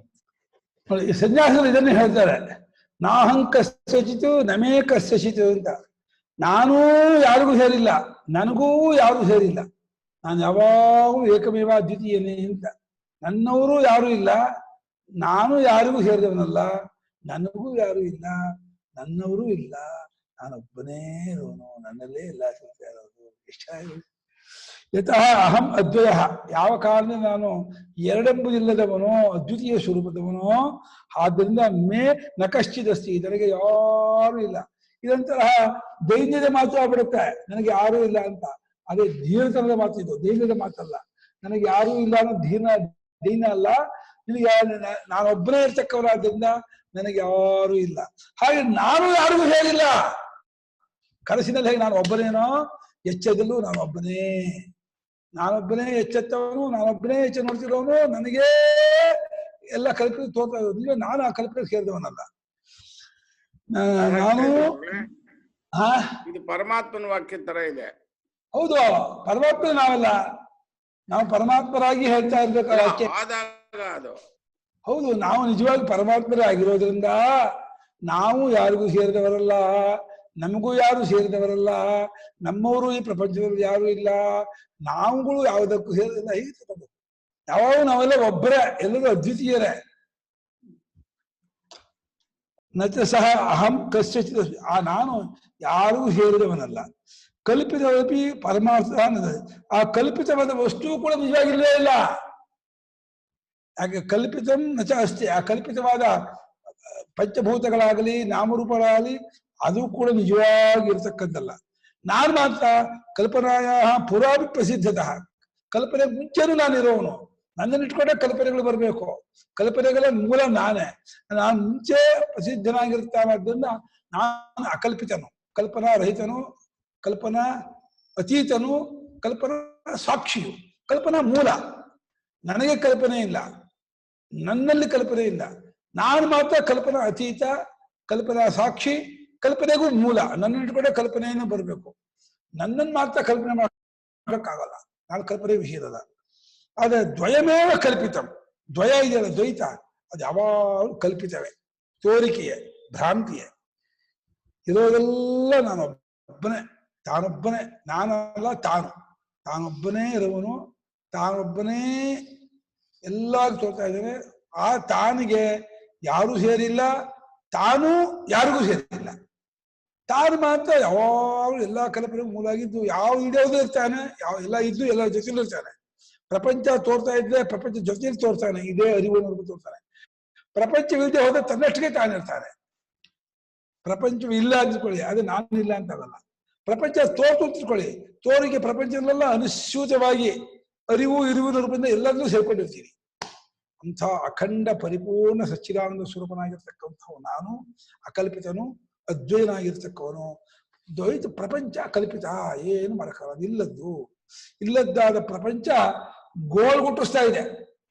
ಎಷ್ಟೊಂದು ರಾಗದ್ವೇಷಗಳು, ಹರ್ಷ ವಿಷಾದಗಳು, ಭಯಗಳು, ಏನೇನೇನೋ ವಿಕಾರಗಳು ಎಷ್ಟು ಮಾಡ್ತಾ ಇದೆ ಅಂತಂದ್ರೆ, ಅಯ್ಯೋ ಎಲ್ಲೋ ಢಮ್ ಅಂತ ಕಣ್ರಿ, ಆ ಬೆಂಗಳೂರಲ್ಲಿ ಭೂಕಂಪ ಅಂತ ಕಣ್ರಿ, ಏನಾಗತ್ತೆ ಗೊತ್ತಿಲ್ಲ, HSR ಆಗಿದೆ ಅಂತೆ, ಇದೆಲ್ಲ ಕಡಲೆ ಆಗಿದೆ ಅಂತ. ಅದು ರಾಜರಾಜೇಶ್ವರಿ ಅಂತ ಗುರುಗಳ, ರಾಜರಾಜೇಶ್ವರಿ ನಗರ 20 ಸೆಕೆಂಡ್ ಆಯ್ತು, 20 ಸೆಕೆಂಡ್ ಆಗಿದೆ ಅಂತೆ, ತುಂಬಾ ದೊಡ್ಡ ಶಬ್ದ ಬಂತಂತ. ಈ ನಮ್ಮ ಅಕ್ಕ ಫೋನ್ ಮಾಡಿದ್ರು. ಏನ್ ಬಿತ್ತಂತೆ ಶಬ್ದ? ಏನಿಲ್ಲ, ಎಲ್ಲ ಜನ ಹೆದ್ರಿಗೆ ಓಡ್ ಬಂದ್ರು ಅಂತ ಅಷ್ಟೇ ಬರ್ತಾ ಇದೆ ನ್ಯೂಸ್ ಅಲ್ಲಿ, ಇನ್ನೂ ಜಾಸ್ತಿ ಬಂದಿಲ್ಲ, ಯಾರಿಗೇನು ತೊಂದರೆ ಆಗಿಲ್ಲ ಅಂತ ಹೇಳ್ತಾ ಇದ್ರು. ಹೌದಾ? ಕ್ಲಾಸ್ ಅಲ್ಲಿ ಆಯ್ತಲ್ಲ ನಾಗರಬಾವಿ RR ನಗರ ಅಲ್ಲಾಗಿದೆ. ಇದು ಸಿಂಪ್ಟಮ್ಸ್ ಇಲ್ಲಪ್ಪ ನಮ್ ಕಡೆ. ಬೆಳಿಗ್ಗೆ ನಮ್ ಕ್ಲಾಸ್ ಅಲ್ಲಿ ಆಯ್ತಲ್ಲ, ನೀವು ಬೆಚ್ಚ ಬಿದ್ರಿ, ನೀವು ಏನೋ ಶಬ್ದ ಆಯ್ತು ಅಂತ. ಇಲ್ಲಪ್ಪ, ಅಲ್ಲಿ ಬಾಗಿಲು ಹಾಕಿದ್ರ, ಬಾಗಿಲು ಗಾಳಿ ಡಬ್ಬೆ ಶಬ್ದ ಆಗ್ತದ. ಒಳ್ಳೆ ಶಬ್ದ ಅದು. 4 ಕಾಲರಲ್ಲಿ ಆಗಿರೋದು ಇದು 11 ಸಂಜೆ, ಅದಕ್ಕೆ ಸಂಬಂಧವೇ ಇಲ್ಲ. ಆತ್ಮರುಗಳು ಬೇರೆ ಬೇರೆ ಇರುವರೆಂಬ ವಾದದಲ್ಲಿ, ಆತ್ಮರುಗಳು ಬೇರೆ ಬೇರೆ ಇರುವರೆಂಬ ವಾದದಲ್ಲಿ ಅನೇಕ ದೋಷಗಳಿರುವಂತೆ ಏಕಾತ್ಮವಾದದಲ್ಲಿಯೂ ಇಲ್ಲವೇ? ಆತ್ಮನು ಒಬ್ಬನೇ ಆದರೆ ಅವನಿಗೆ ಮುಕ್ತಿಯಾದ ಬಳಿಕ ಶಾಸ್ತ್ರವು ಅಶಾಸ್ತ್ರವಾಗುವುದಿಲ್ಲವೇ? ಈಶ್ವರನಿಗೆ ಅನೀಶ್ವರತ್ವವು ಬರುವುದಿಲ್ಲವೇ? ಜಗತ್ತೇ ಕ್ಷಯವಾದಂತಲ್ಲವೇ ಎಂದು ಪ್ರತಿವಾದಿಗಳು ಶಂಕಿಸಬಹುದು. ನಮ್ಮೇಲೆ ಹಾಕಿದಂಗಲ್ಲ, ಇವು ನಿಮ್ಮೇಲೆ ಈ ಆಕ್ಷೇಪ ಬರುತ್ತೆ, ಇದಕ್ಕೆ ಉತ್ತರ ಕೊಡಿ ಅಂತ. ಆದರೆ ಈ ಸಿದ್ಧಾಂತದಲ್ಲಿ ಬಂಧ, ಮೋಕ್ಷ, ಶಾಸ್ತ್ರ, ಜಗತ್ತು ಯಾವುದೂ ಪರಮಾರ್ಥವಲ್ಲ, ಎಲ್ಲವೂ ಕಲ್ಪಿತವಾಗಿರುತ್ತದೆ. ಕಲ್ಪಿತ ಭೇದವನ್ನು ಒಪ್ಪಿರುವುದರಿಂದ ಈ ಪ್ರಪಂಚದಲ್ಲಿ ಅನಂತ ಜೀವರುಗಳು, ಶಾಸ್ತ್ರವು, ಈಶ್ವರನು ಕಾಣಿಸುತ್ತಿರುತ್ತಾರೆ. ಆದರೆ ಪರಮಾರ್ಥವಾಗಿ ನಿತ್ಯ ಮುಕ್ತನಾದ ಆತ್ಮನೊಬ್ಬನೇ ಇರುತ್ತಾನೆ. ಪರಮಾರ್ಥವಾದ ಆತ್ಮನಿಗೂ ಕಲ್ಪಿತವಾದ ದ್ವೈತಕ್ಕೂ ಯಾವ ಸಂಬಂಧವೂ ಇಲ್ಲ. ಇವುಗಳೆರಡರಲ್ಲಿ ಒಂದು ಪ್ರಧಾನವು, ಮತ್ತೊಂದು ಅದಕ್ಕೆ ಶೇಷವು ಎಂಬುದೂ ಸರಿಯಲ್ಲ. ಮರುಭೂಮಿಯು ತನ್ನಲ್ಲಿ ಕಲ್ಪಿತವಾದ ನೀರಿನಿಂದ ಒದ್ದೆಯಾಗದಿರುವಂತೆ ಕಲ್ಪಿತ ದ್ವೈತದ ಮುಸುಕು ಒಂದಿಷ್ಟು ಆತ್ಮನಿಗೆ ಹತ್ತುವಂತಿರುವುದಿಲ್ಲ. ಹಾಗಾದರೆ ಅದ್ವಿತೀಯ ಆತ್ಮನು ಕಲ್ಪಿತನೆಂದಾಗಲಿ ಕಲ್ಪಿತ ಅಂತಾಗಲಿ ಅದ್ವಿತಾತ್ಮನು ಕಲ್ಪಿತ ಅಂತ ಆಗ್ಬಿಡ್ಲಿ ಅಂದ್ರೆ ಹಾಗೆ ಸಂಖ್ಯೆ ಬರುವುದಿಲ್ಲ. ಏಕೆಂದರೆ ಕಲ್ಪನೆಗೆ ಒಂದು ಆಧಾರವಿರಬೇಕು, ಒಂದು ಅವಧಿ ಇರಬೇಕು. ಇದು ಹಾವಲ್ಲ ಹಗ್ಗವೇ ಎಂದು ಬಾಧೆಯು ಹಗ್ಗವೆಂಬ ಅವಧಿಯಲ್ಲಿಯೇ ಕಲ್ಪನೆಯನ್ನು ಕೊನೆಗಾಣಿಸುವುದು. ಏನು ಗುರುಗಳೇ ಹಾಗಂದ್ರೆ ಅವಧಿಯಲ್ಲಿ ಅಂದ್ರೆ ಏನು ಇದೆ ಕಲ್ಪನೆ ತೋರಲ್ಲ ಅಂತ. ಹಗ್ಗವೂ ಇಲ್ಲದೆ ಹಾವು ಎಂಬ ಕಲ್ಪನೆ ಉಂಟಾಗಲ್ಲ. ಹಾವೆಂಬ ಕಲ್ಪನೆ ಎಲ್ಲಿ ಎಂಡ್ ಆಗುತ್ತೆ ಅಂದ್ರೆ ಇದು ಹಗ್ಗ ಅನ್ನೋದ್ರಲ್ಲಿ ಹಾವೆಂಬ ಕಲ್ಪನೆಯು ಕೊನೆಗಾಣುತ್ತೆ. ಅದು ಅವಧಿ, ಅದು ಕೊನೆ, ಅದು ತುದಿ. ಹಾಗೆ ಸಮಸ್ತ ದ್ವೈತ ಪ್ರಪಂಚವು ಕಲ್ಪಿತ ಅಂದ್ರೆ ಅದು ಆತ್ಮನಲ್ಲಿ ಕೊನೆಗಾಣುತ್ತೆ. ಅಕಲ್ಪಿತವಾದ ಆತ್ಮನ ಇಟ್ಕೊಂಡು ಇದೆಲ್ಲ ಕಲ್ಪನೆ ತುಂಬೋದು ಹೊರತು ಆತ್ಮನೂ ಇಲ್ಲವಾದ್ರೆ ಇದೆಲ್ಲ ಈ ಕಲ್ಪನೆಗೆ ಅವಧಿಯೇ ಇಲ್ಲ ಅಂತ ಆಗ್ಬಿಡುತ್ತೆ. ಹಗ್ಗದ ಕಲ್ಪನೆಗೆ ಹೇಗೆ ಹಾವಿನ ಕಲ್ಪನೆಗೆ ಹೇಗೆ ಹಗ್ಗ ಅವಧಿಯೋ ಹಾಗೆ ದ್ವೈತ ಪ್ರಪಂಚಕ್ಕೆ ಆತ್ಮನು ಅವಧಿ. ಆತ್ಮನಲ್ಲಿ ಎಲ್ಲ ತೋರ್ತಾ ಇದೆ. ಆಧಾರ, ಆಧಾರ, ಅಧಿಷ್ಠಾನ, ಆಶ್ರಯ, ಅವಧಿ, ಕೊನೆ, ನೆಲೆ. ಆತ್ಮನೇ ದ್ವೈತ ಕಲ್ಪನೆಗೆ ಆಧಾರ. ಅವಧಿ ಬೇರೆ ಅಲ್ವಾ ಗುರುಗಳೇ? ಆಧಾರ ಬೇರೆ, ಅವಧಿ ಬೇರೆ. ಆಧಾರ ಎಂಡ್ ಆಗೋದು ಅಂತ ಅವಧಿಯಿಂದ ಕೊನೆ ಆಗೋದು ಅಂದ್ರೆ ಆಶ್ರಯ. ಅಸಲ್ ಶಬ್ದಾಸಲ್ಲಿ ಅವಧಿ ಶಬ್ದಕ್ಕೆ ಕೊನೆ ಆಗೋದು, ಮುಗಿಯೋದು ಅಲ್ಲಿಗೆ ಅಂತ. ಆತ್ಮನಲ್ಲೇ ಮುಗಿಯುತ್ತೆ. ಆತ್ಮನ ಆಧಾರ ಆಶ್ರಯ ಆದ್ರೆ ಅಲ್ಲಿ ಮುಗಿಯುತ್ತೆ ಅಂತ. ಆತ್ಮನೇ ಆದ್ದರಿಂದ ಕಲ್ಪನೆಗಿಂತ ಮೊದಲೂ ಅವನೇ, ಕಲ್ಪನೆ ಬಾಧೆಗೆ ಅವಧಿಯೂ ಅವನೇ. ಆದ್ದರಿಂದ ಆತ್ಮನು ಅಕಲ್ಪಿತ, ದ್ವೈತವೇ ಕಲ್ಪಿತ. ಕಲ್ಪಿತವಾದದ್ದು ಪರಮಾರ್ಥವಲ್ಲವಾದ್ದರಿಂದ ಅದರಿಂದಾಗುವ ಯಾವ ದೋಷವೂ ಅದ್ವಿತೀಯಾತ್ಮನಿಗೆ ಸೋಂಕುವುದಿಲ್ಲ. ಹಾವಿನ ವಿಷ ಹಗ್ಗಕ್ಕೆ ಹೇಗೆ ಬರಲ್ವೋ, ಬೆಳ್ಳಿಯ ಬೆಲೆ ಕಪ್ಪೆ ಶಿಪ್ಪಿಗೆ ಹೇಗೆ ಬರಲ್ವೋ ಹಾಗೆ ಕಲ್ಪಿತ ಪ್ರಪಂಚದ ದೋಷವಾಗಲಿ ಗುಣವಾಗಲಿ ಆತ್ಮನಿಗೆ ಏನು ಉಂಟಲ್ಲ. ತತ್ಕೃತೇನ ಗುಣೇನ ದೋಷೇಣವ ಅಣುಮಾತ್ರೇಣ ಸನ ಸಂಬದ್ಧತೆ. ವಿಕಲ್ಪನಾ ಚಾಪ್ಯಭವೇನ ವಿದ್ಯತೆ ಸದನ್ಯದಿತ್ಯೇವ ಮತೋ ನ ಚಾಸ್ಥಿತಾ ಯತಃ ಪ್ರವೃತ್ತಾ ತವ ಚಾಪಿ ಕಲ್ಪನಾ ಪುರಾ ಪ್ರಸಿದ್ಧೇನ ಚ ತದ್ಧಿ ಕಲ್ಪಿತಂ. ವಿಕಲ್ಪನಾ ಚಾಪ್ಯಭವೇನ ವಿದ್ಯತೆ ಸದನ್ಯದಿತ್ಯೇವ ಮತೋ ನ ನಾಸ್ತಿತಾ ಯತಃ ಪ್ರವೃತ್ತಾ ತವ ಚಾಪಿ ಕಲ್ಪನಾ ಪುರಾ ಪ್ರಸಿದ್ಧೇನ ಚ ತದ್ಧಿ ಕಲ್ಪಿತಂ. ವಿಕಲ್ಪನಾ ಚ ಅಪಿ ಅಭವೇ ನ ವಿದ್ಯತೆ ಸತ್ ಅನ್ಯತ್ ಏವ ಇತಿ ಅತಃ ನ ನಾಸ್ತಿತಾ ಯತಃ ಪ್ರವೃತ್ತಾ ತವ ಚ ಅಪಿ ಕಲ್ಪನಾ ಪುರಾ ಪ್ರಸಿದ್ಧೇಃ ನ ಚ ತತ್ ಕಲ್ಪಿತಂ. ಕಲ್ಪಿತಂ ಮತ್ತೆ ಬಾಯಿ ಹಾಕೊಂಡು ನೋಡಿ, ಅದೇ ಶಬ್ದ, ಬೆಳಗ್ಗೆನು ಅದೇ ಶಬ್ದ.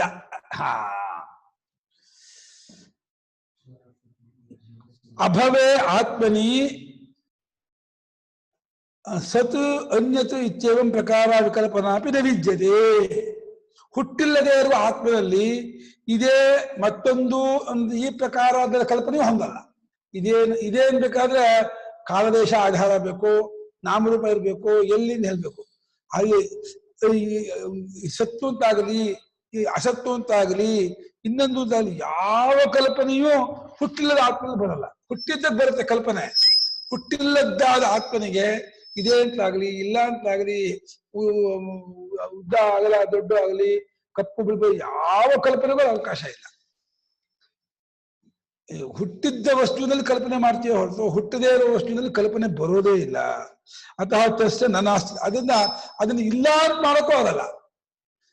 ಎಲ್ಲವನ್ನೂ ಇಲ್ಲ ಅಂತ ಮಾಡುವ ಅನುಭವವನ್ನ ಇಲ್ಲ ಅಂತ ಮಾಡೋಕೆ ಒಂದು ಅನುಭವವೇ ಬೇಕಾದ್ರಿಂದ ಅದ ನಾಸ್ತಿತ ಇಲ್ಲ ಅನ್ನೋದು ಇಲ್ಲೇ ಇಲ್ಲ. ತವಚಾಪಿ ಕಲ್ಪನಾ ಯಥ ಪ್ರವೃತ್ತಿ, ನಿನ್ನ ಕಲ್ಪನೆಯೋ ಇಲ್ಲ ಹಿಂಗೆ ಇಲ್ಲ ಹಿಂಗೆ ಅಂತಿಲ್ಲ. ಎಲ್ಲಾ ಕಲ್ಪನೆಗೂ ಯಾವನು ಮೂಲವೋ ಯಾವುದರಿಂದ ಎಲ್ಲ ನಡೀತಾ ಇದೆಯೋ ಅವನು ಮೊದಲೇ ಪ್ರಸಿದ್ಧನಾಗಿದ್ದಾನೆ, ಮೊದಲು ಸಿದ್ಧವಾಗಿದ್ದಾನೆ. ಅವನು ಮೊದಲು ಇದ್ಕೊಂಡು ಅವನನ್ನ ಇಟ್ಕೊಂಡು ಮುಂದಿನ ಎಲ್ಲಾ ಕಲ್ಪನೆಗಳು ಹೊರತು ಅವನು ಇಲ್ಲದೆ ಕಲ್ಪನೆ ಅನ್ನೋದು ಆಗೋದಿಲ್ಲ. ಎಲ್ಲಾ ಕಲ್ಪನೆಗೂ ಮೂಲ, ಎಲ್ಲಾ ಕಲ್ಪನೆಗೂ ಕಾರಣ, ಎಲ್ಲಾ ಕಲ್ಪನೆಗೂ ಆಧಾರ, ಎಲ್ಲಾ ಕಲ್ಪನೆಗೂ ಸಾಕ್ಷಿ. ಅವನು ಕಲ್ಪನಾ ರಹಿತವಾಗಿ ಅಕಲ್ಪಿತನಾಗಿ ಸ್ವತಃ ಸಿದ್ಧನಾಗಿ ನಿತ್ಯವಾಗಿರ್ತಕ್ಕವನು. ಅದನ್ನ ತದ್ದಿ ನಚ ಕಲ್ಪಿತಂ, ಅದ ಕಲ್ಪಿತವಾದದ್ದಲ್ಲ. ನಾಸ್ತಿ ನ, ಅದು ಇಲ್ಲ ಅನ್ನೋದು ಇಲ್ಲ. ಇಲ್ಲ ಅಂತ ಮಾಡಕ್ಕೆ ಆಗಲ್ಲ. ಇಲ್ಲ ಏನ್ ಮಾಡ್ತೀವಿ ಇಲ್ಲ ಅನ್ನೋದು ಹಾಗೇನೋ ಕೈ ಬಹಳ ನೋಡ್ತಾ ಇದೆಯಾ, ಅದೇನೋ ಮಾಡ್ಕೊಂಡಿದ್ಯಾ ಅನ್ಕೊಳ್ಳೋದು. ಒಂದು 5 ನಿಮಿಷ ಹೋಗ್ಬಿಡುತ್ತೆ. ಹಾಗೆಯೇ ಇರೋದು ಎಲ್ಲ ಸೋರುತ್ತೆ. ಸ್ವಲ್ಪ ಹೊತ್ತು ಆದ್ಮೇಲೆ ಹೋಗುತ್ತೆ. ಅಲ್ಲೋಮ್ಮ ನೋಡ್ತಾ ಇದೆಯಿಂದ ಸ್ವಲ್ಪ ಹೊತ್ತಾಡಿ ಒಂದು 10 ನಿಮಿಷ ಆಮೇಲೆ ಹೋಗ್ಬಿಡುತ್ತೆ. ಯಾವುದು ಹಾಗೆಯೇ ಇರೋದು. ಅಂದ್ಬೇಡ, ಬಿಟ್ಬಿಡು, ಮರ್ತ್ಬಿಡು. ಗುರುಗಳೇ, ಶಾಶ್ವತ ಅಲ್ಲ ಗುರುಗಳೇ, ಅದಕ್ಕೆ ಸುಳ್ಳದು. ಅದು ಶಾಶ್ವತ ಅಲ್ಲ, ಅದಕ್ಕೆ ಸತ್ಯ ಅಲ್ಲ, ನೋವಿಲ್ಲ. ಅದು ನೋವು ನೋವು ನೋವು ಅಂತ ಹೇಳಿದ್ರೆ ಶಾಶ್ವತ ಅಲ್ಲಪ್ಪ, ತೋರಿಕೆ ಕಣಪ್ಪ. ನೋವು ಕಾಣ್ತಾ ಇರೋದಂದ್ರೆ ನೋವಿಲ್ಲ ಅಂತ ಅರ್ಥ. ನೋವಿನ ಅರಿವು ಅಷ್ಟೇ ಆಗುತ್ತೆ ಹೊರತು ನೋವಾಗಲ್ಲ, ಅರಿವಾಗತ್ತೆ. ಅದಕ್ಕೆ ನೋವು ಅನ್ನೋದನ್ನ ಕರೆಕ್ಟ್ ಮಾಡ್ಕೊಂಡ್ಬಿಟ್ಟು ನನಗೆ ನೋವು ಮಾಡ್ಕೊಳ್ತಾ ಇದೀವಿ ಹೊರತು ಅನುಭವದಲ್ಲಿ ಬರೀ ಅರಿವು ಒಂದಾಗ್ತಾ ಇರುತ್ತೆ ಹೊರತು ಅರಿವು ಬಿಟ್ಟು ಇನ್ನೊಂದು ಆಗ್ತಾನೆ ಇರಲ್ಲ. ನೋವಾಗಲಿ ಭಯ ಆಗಲಿ ದುಃಖ ಆಗಲಿ ಎಲ್ಲ ಅರಿವಾಗ್ತಾ ಇದೆ ಅಂತ ಅಷ್ಟೇ ಆಗುತ್ತೆ. ಅರಿವಿಗೆ ಬೇರೆ ಬೇರೆ ಕನೆಕ್ಟ್ ಮಾಡಿ ಅದು ವಿಶೇಷ ಸೇರಿಸ್ಬಿಟ್ಟು ಭ್ರಾಂತಿ. ಗುರುಗಳೇ, ಒಂದ್ ಸಂಶಯ. ಇದು ಒಬ್ಬ ಮನುಷ್ಯ ಸತ್ತಾಗ ದೇಹದಿಂದ ಹೊರಗಡೆ ಬರೋದು ಬಹಳ ಕೋಪವಾಗಿರುತ್ತೆ. ಅದನ್ನ ಶಾಂತಿ ಮಾಡಿಸೋದಕ್ಕೆ 13 ದಿನ ಮಂತ್ರ ಉಪಾಸನೆಯಿಂದ ಅದೆಲ್ಲ ಮಾಡಿಸ್ತಾರೆ ಅಂತಾರಲ್ಲ. ಇವಾಗ ಆತ್ಮಕ್ಕೆ ಕೋಪ ತಾಪ ಏನು ಇಲ್ಲ ಅಂದ್ರೆ ಅದು ಹೊರಗಡೆ ಬಂದಿರೋದು ಯಾವ್ದು ಗುರುಗಳೇ? ಮತ್ತೆ ಅಲ್ಲ, ಇದೆಲ್ಲ ಭಾವನಾ ವಿಚಾರ, ಇದು ತತ್ವ ವಿಚಾರ ಅಲ್ಲ, ಮರಣ ವಿಚಾರ. ಅಲ್ಲಿ ಲಿಂಗ ಶರೀರ ಅಂತ ಒಂದು ಕಲ್ಪಿಸ್ಕೊಂಡು ಪಂಚ ಕರ್ಮೇಂದ್ರಿಯ ಪಂಚ ಜ್ಞಾನೇಂದ್ರಿಯ ಅಂತಃಕರಣ ವೃತ್ತಿ ಪ್ರಾಣಾಪಾನಿಕೊಂಡು ಅದೆಲ್ಲ ಅಭಿಮಾನ ಪಡ್ಕೊಂಡಂತ ಜೀವನು ಹೇಗೆ ಬದುಕಿರುವಾಗ ಸಂತೋಷ ಆಗ್ತಾನೆ, ಕೋಪ ಮಾಡ್ಕೊತಾನೆ, ಭಯ ಪಡ್ತಾನೆ, ಅಸೂಯೆ ಪಡ್ತಾನೆ, ಸುಳ್ಳು ಹೇಳ್ತಾನೆ, ನಿಜ ಹೇಳ್ತಾನೆ, ಎಲ್ಲವೂ ಮಾಡ್ತಾನೋ ಆ ಭಾವನೆಯಿಂದ ಭಾವಿತನಾದ ಜೀವನು ಆ ದೇಹವನ್ನು ಬಿಟ್ಟಾಗಲೂ ಕೂಡ ಅವನಿಗೆ ಆ ಸಂಸ್ಕಾರ ಭಾವನೆ ಅಂತ ಕೋಪಿಸ್ಕೊಂಡಿರ್ತಾನೆ. ಅವನು ಸಂಸ್ಕಾರ ಮಾಡಿ ಕರ್ಮ ಮಾಡಿ ನಿಮ್ಗೆ ಎಂಕರೇಜ್ ಮಾಡೋಕ್ಕೆ ಹೊರತು ಅದನ್ಯಾರು ಕಂಡವರಿಲ್ಲ, ನೋಡಿದವರಿಲ್ಲ, ಆದವರಿಲ್ಲ. ಹಂಗೆ ಸುಮ್ಮನೆ ಇರಬೇಡಿ, ಅದಕ್ಕೊಂದು ಗತಿ ತೋರಿಸಪ್ಪ, ಕರ್ಮ ಮಾಡ್ರಪ್ಪ ಅಂತ ನಿಮಗೆ ಬ್ರಾಹ್ಮಣ ದುಡ್ಡು ಪಿಂಡಕ್ಕೆ ದುಡ್ದಿದ್ದಿರಲ್ಲ, ಏನ್ ಮಾಡ್ತೀರ? ಪಿಂಡಕ್ಕೆ ಹಾಕೊಂಡು ಮುಗಿಸ್ಬೇಕಳಿಗೆ ಅಂತ. ಬ್ರಾಹ್ಮಣ ದುಡ್ಡು ಇನ್ನೇನಕ್ಕೂ ಬರಲ್ಲ, ಪಿಂಡಕ್ಕೆ ಪಿಂಡ ಹಾಕಿ ಮುಗಿಸ್ಬೇಕಷ್ಟೆ. ಕೈ ಹೋಗಿ ಶ್ರಾದ್ದ ಮಾಡ್ರಿ, ಕಾಶಿ ಹೋಗಿ ಶ್ರಾದ್ದ ಮಾಡಿ, ರಾಮೇಶ್ವರ ಹೋಗಿ ಶ್ರಾದ್ದ ಮಾಡಿ, ಮನೆಯಲ್ಲೂ ತಿಂಗಳ ಅಮಾವಾಸ್ಯೆ ಶ್ರಾದ್ದ ಮಾಡ್ರಿ, ಮಾತಾ ಶ್ರಾದ್ದ ಮಾಡ್ಬಿಡಿ, ಎಲ್ಲ ದುಡ್ಡು ಪಿಂಡ ಹಾಕೊಂಡು ಮುಗಿಸ್ಬೇಡಿ ಅಂತ ಇದ್ದಾರೆ. ಯಾವುದು ಹುಟ್ಟುವುದೋ ಅದಕ್ಕೆ ಇದೇ ಇಲ್ಲ, ಬೆಳೆಯುತ್ತದೆ ಬೆಳೆಯೋದಿಲ್ಲ. ಯಾವುದು ಹುಟ್ಟುವುದೋ ಅದಕ್ಕೆ ಇದೇ ಇಲ್ಲ, ಬೆಳೆಯುತ್ತದೆ ಬೆಳೆಯುವುದಿಲ್ಲ ಎಂದು ಮುಂತಾಗಿ ಕಲ್ಪನೆಗಳು ಉಂಟಾಗಬಹುದು. ನಿತ್ಯವಾಗಿರುವ ಆ ತತ್ವದಲ್ಲಿ ಯಾವ ಕಲ್ಪನೆಯೂ ಇಲ್ಲ. ಯಾವುದು ವಿಕಲ್ಪಿತವಾಗಬಹುದೋ ಅದಕ್ಕೆ ನಾಶವೆಂಬ ಅಂತ್ಯವಿಕಾರವು ಉಂಟಾಗುತ್ತದೆಯಾದ್ದರಿಂದ ಅದು ಇಲ್ಲವಾಗಲೂಬಹುದು. ನಿತ್ಯನಾದ ಆತ್ಮನಿಗೆ ಇಲ್ಲವೆಂಬ ಧರ್ಮವಾದರೂ ಹೇಗೆ ಇದ್ದೀತು? ನಿತ್ಯ ಇಲ್ಲ, ಹೊಂದೋದಿಲ್ಲ. ನಿತ್ಯನಾದ್ರೆ ಇಲ್ಲ ಅಂತ ಆಗೋಲ್ಲ, ಇಲ್ಲ ಅಂತ ಆಗೋದಾದ್ರೆ ನಿತ್ಯ ಅಲ್ಲ. ಈ ಸಾಯೋದು, ಈ ಮರಣೋತ್ತರ ಮಾಡೋ ಸಂಸ್ಕಾರ ಕರ್ಮಗಳು ಅದೆಲ್ಲ ಜೀವನ ವಿಚಾರ, ಹುಟ್ಟಿದೀನಿ ಅಂದ್ಕೊಂಡವನ ವಿಚಾರವೇ ಹೊರತು ಪ್ರಾಣಾದಿ ಅಭಿಮಾನ ಇಟ್ಕೊಂಡವನ ವಿಚಾರ. ಈ ವೇದಾಂತ ಪ್ರತಿಪಾದ್ಯವಾದ ಆತ್ಮನಿಗೆ ಹುಟ್ಟು ಇಲ್ಲ, ಸಾವು ಇಲ್ಲ, ಜನ್ಮಾಂತರವೂ ಇಲ್ಲ, ಲೋಕಾಂತರವೂ ಇಲ್ಲ. ಅದರ ಬರೀ ಕಲ್ಪನೆ ಅಷ್ಟೇ. ಸರ್ವಕಲ್ಪನೆಗೂ ಮೂಲವಾದದ್ದು ಮನಸ್ಸೆಂಬ ಕಲ್ಪನೆ. ಮನಸ್ಸನ್ನದೇ ಕಲ್ಪನೆ ಅಂತ ಹೇಳ್ಬಿಟ್ಟಿದ್ದಾರೆ. ಮನಸ್ಸೆಂಬ ಕಲ್ಪನೆಯೇ, ಮನಸ್ಸು ಅನ್ನೋದೇ ಕಲ್ಪನೆ, ಮನಸ್ಸೇ ಕಲ್ಪನೆ ಅಂತ. ಹೌದು. ಮನಸ್ಸಿನಿಂದಲೇ ಅಲ್ಲವೇ ಮಿಕ್ಕೆಲ್ಲವನ್ನೂ ಕಲ್ಪಿಸುತ್ತಾರೆ. ಆ ಮನಸ್ಸು ಯಾವನಲ್ಲಿ ಕಲ್ಪಿತವಾಗಿರುವುದೋ, ಯಾವ ಆತ್ಮನ ಬಲದಿಂದ ಮನಸ್ಸು ಎಲ್ಲವನ್ನೂ ಕಲ್ಪಿಸುತ್ತಿರುವುದೋ, ಆ ತನಗೂ ಆಧಾರವಾಗಿರುವ ಆತ್ಮನನ್ನು ಮನಸ್ಸು ಕಲ್ಪಿಸುತ್ತದೆ ಎಂಬುದು ಹೇಗಾದೀತು? ಆಗೋದೇ ಇಲ್ಲ, ಸಾಧ್ಯವೇ ಇಲ್ಲ. ಅದು ಬ್ಯಾಟ್ರಿಯಿಂದ ಸೂರ್ಯನ ಬೆಳ್ತಿದೀವಿ ಹಂಗೆ ಆಗುತ್ತೆ, ಸಾಧ್ಯವೇ ಇಲ್ಲ. 8:05 ಆಯ್ತು. ಆಯ್ತು, ಟೈಮ್ ಆಯ್ತು.